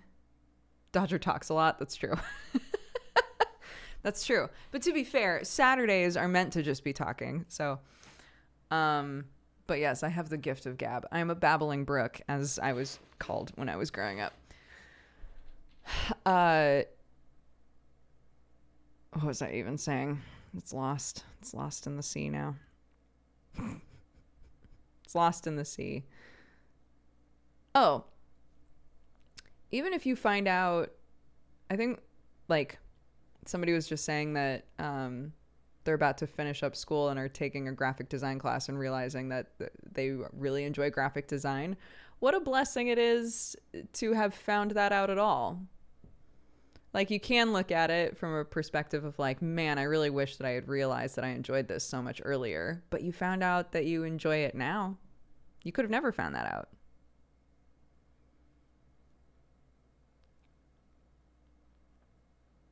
Chat, does the tattoo on her neck say fart?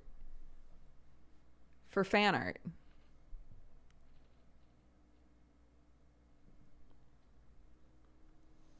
It's a scratch and sniff tattoo. I wish. Holy shit. That would be awful.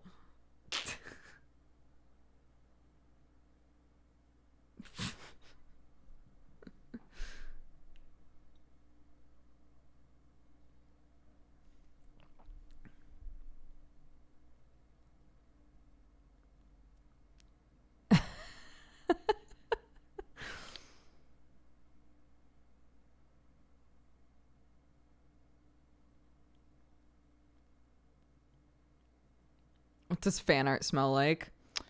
It really depends on the fan art, dude. It depends. What does it smell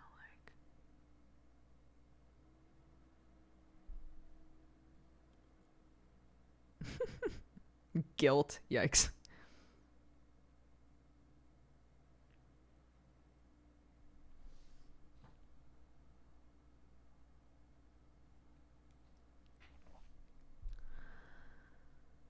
Ah, goodness gracious. Yeah. So yeah, long story short, I'm gonna be up all night. I'm going to try to get a couple hours sleep in the middle there. But who knows? It might not happen. Going to be up all night again. But then I don't foresee another all-nighter in my immediate future. I don't foresee a reason to stay up all night again for a while. Why you not sleeping? It's 3:30 in the afternoon. So. But the reason that I'm not sleeping tonight is because I'm going to be part of a D&D thing that's going all night. So there's that. But then I also get to start my play by post. I'm going to do that once the stream is done before I check in on my family. I'm going to try to just kick that off.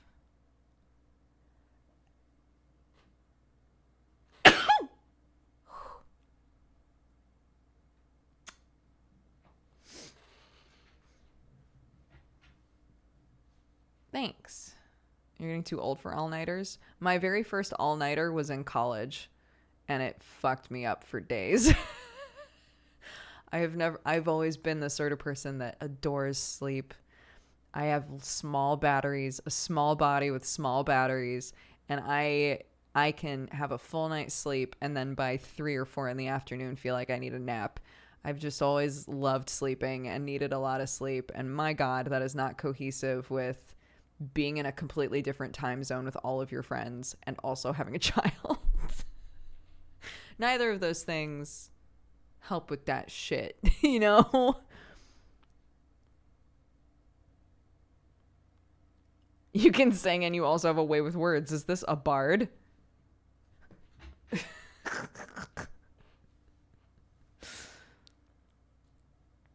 I appreciate that. Thank you.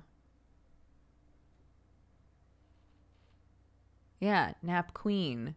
Nap Queen that had to step down from the throne because I had a fucking toddler and keep playing D&D until 4 a.m.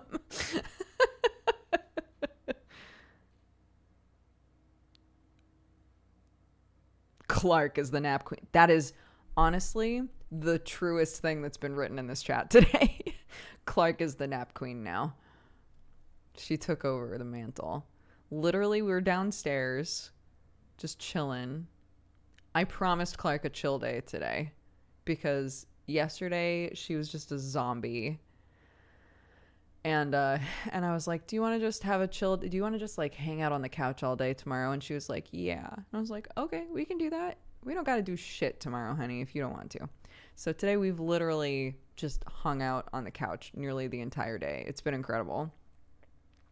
And when it was coming up to quiet time, she was like, Mommy, is it time to sleep yet? And I was like, yeah, do you want to start quiet time now? And she was like, yeah. It's like, okay, you can turn off the tablet. She was playing like little brain games. It's like, you can turn off the tablet. We can go upstairs now. She was like, okay. Turned off the tablet, got down, grabbed her teddy, went upstairs, climbed right into bed. I was like, okay, see you in a bit. She was like, okay. All right. Everybody's like, she's nearly 3. She really shouldn't be having, like 2-hour naps anymore. And I'm like, look, if my child's body is telling her that she still needs 2-hour naps and she's also sleeping all night, I'm not going to refute that.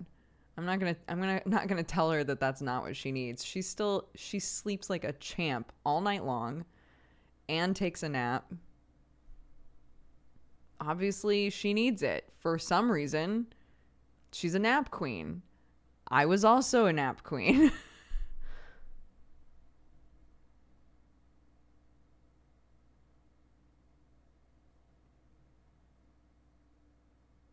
If it works, it works, right? I would say that there are like a couple days a week when she doesn't nap. She doesn't want to nap. That's the joy of quiet time, right? It's quiet time. It's not nap time. If you want to hang out in your room and draw or play with your dolls or play with cars, I don't give a shit. Do whatever you want. It's your quiet time. If at some point you're like, I'm tired, you can take a nap. You can do whatever you like. So there are days like today where she's like, God, is it quiet time yet? I'm fucking beat. Let's go to bed. There are days like that. And there are also days where she just doesn't nap. Wednesdays are a full day at preschool now. And when we went to pick her up, they were like, she seemed pretty tired at a certain point. So next time we'll probably like give her the option to just rest. She doesn't have to sleep, but we might just give her like the option to rest, and it might help. So adult RP is hard. It is. There's a reason that she like defaults to baby RP now sometimes. Literally, everybody says this is normal, but literally sometimes when she's really struggling, she's like, "Can I be a baby?" Be like, "Sure." And she'll walk around and go goo goo gaga. Wah, wah. It's so stupid.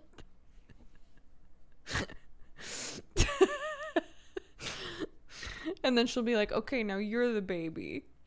And then we have to go, wah, wah, goo goo gaga.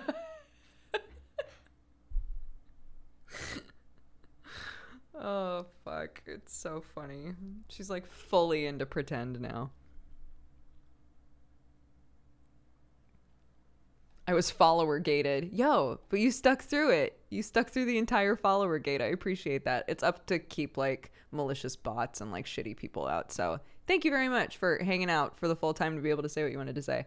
I recommend getting into bass over drums. Get one and play along with easy to follow styles of music. Yeah, I really love bass lines as well. Lower notes, like deeper note stuff is always so satisfying for me to hear. So, yeah.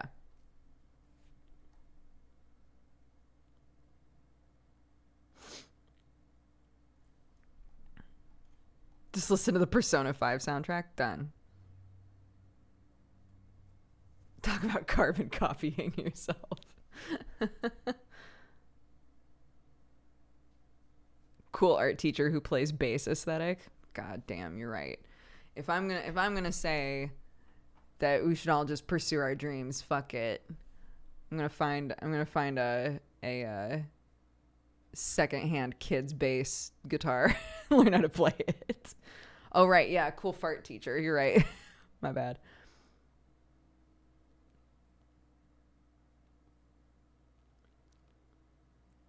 Do you want to hear a funny story from the preschool I work at? Always, absolutely. That'll be the way that we wrap up today. Yeah, Tux, tonight, 2 p.m. CST or 8 p.m. GMT is end game. It's the end of all of that shit. The skill you're trying to learn on bass is predicting what music is coming down the pipe and already knowing what to play. I hadn't thought of it that way. But I guess that's not something you would think of until you're learning it, right?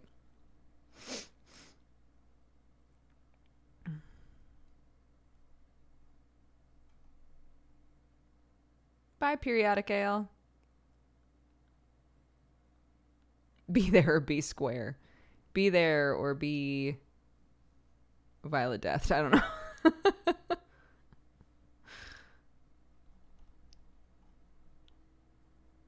Oh, Garth was here a while ago.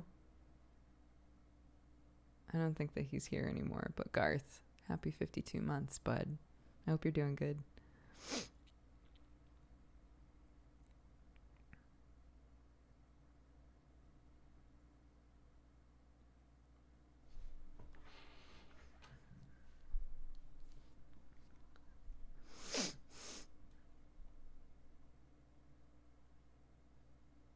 I like that the pictures are down again. I like to think you put them up there passive aggressively. I took them down because they were messing with VR, because VR is like laser based with the base stations, and my stuff kept getting fucked up, and I couldn't tell if it was because of like the reflective surfaces in the room.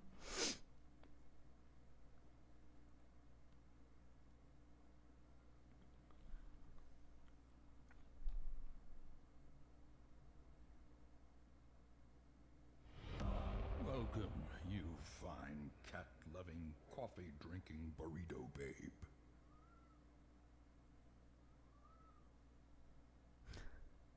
My cat. Okay. Eisner Guy, thank you for the 50 months. Gutting Splat for the 38. Porzio for the 44. Sonic Advance for the 54. Lee Scoresby for the 78. Mr. Owl for the 32. Malik for the 42. Auto Fights, thank you again for all of the gifted subs. Kayla for the 17. Chris Wager for the 79.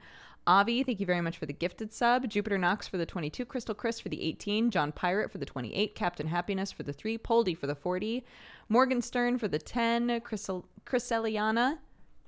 Happy 3 years. Happy anniversary. Thank you so much for all of the support. Grimsteel Reaper for the 49. Bambalamber for the 61. HK Harpster for the 53. Avi and Nucky Brat, thank you very much for all of the gifted subs during the break there. Swanky Tiger, again, welcome to the Cat Gang. Raspberry Knight for the 53. Boo Day for the 2. Ty Baby for the 11. OG Power Surge for the 10. An anonymous gifter gifted a sub. Thank you so much. Icon for the 35. Durabo, thank you very much for subscribing. Welcome to the Cat Gang. Arnar, thank you for the 63. Arnar, oh, I didn't realize you were here. I hope that you're safe. I hope things are going good. Fritz Calf, thank you for the 46. Adam for the 10. Erwin Blah for the 29. Josie Springs for the 9. Happy Twitch, baby. Amazon 66 and Jeratrend, both of you, welcome to the Cat Gang just now. Thank you very much. GK Gamer Fan for the 42 as well. Thank you guys. Oh, Panda Guy. It was your 3 years. And that glitched out again. Thank you very much for the 3 years. Happy anniversary. The kids were doing watercolors. Kid number 1 got some on the teacher's sleeve. Teacher pretended to be upset in a silly voice as a goof, saying, "Kid number 1, I need to buy a new shirt. Hey, kid number 2, look, I got paint on my shirt." Kid number 2, without a pause, he did it. Threw kid number 1 under the bus, and I laughed so hard.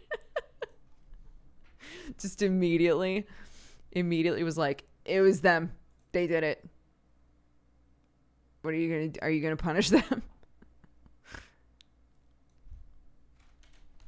Okay, let's see. We have a raid leader.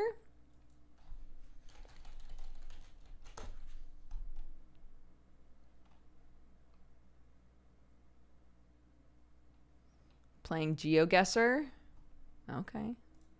I've never done GeoGuessr, but I've heard that it's very fun. Good luck, have fun. Gambler Black for life. Yo, be repping our boy. I'll do my best. I hope you survive D&D. Me too. Then I can get a sick tat. I say this like I couldn't get it anyway, but like it feels like if the stipulations aren't met, then anyways. Yeah. I'm going to go rest up and hang out with my family.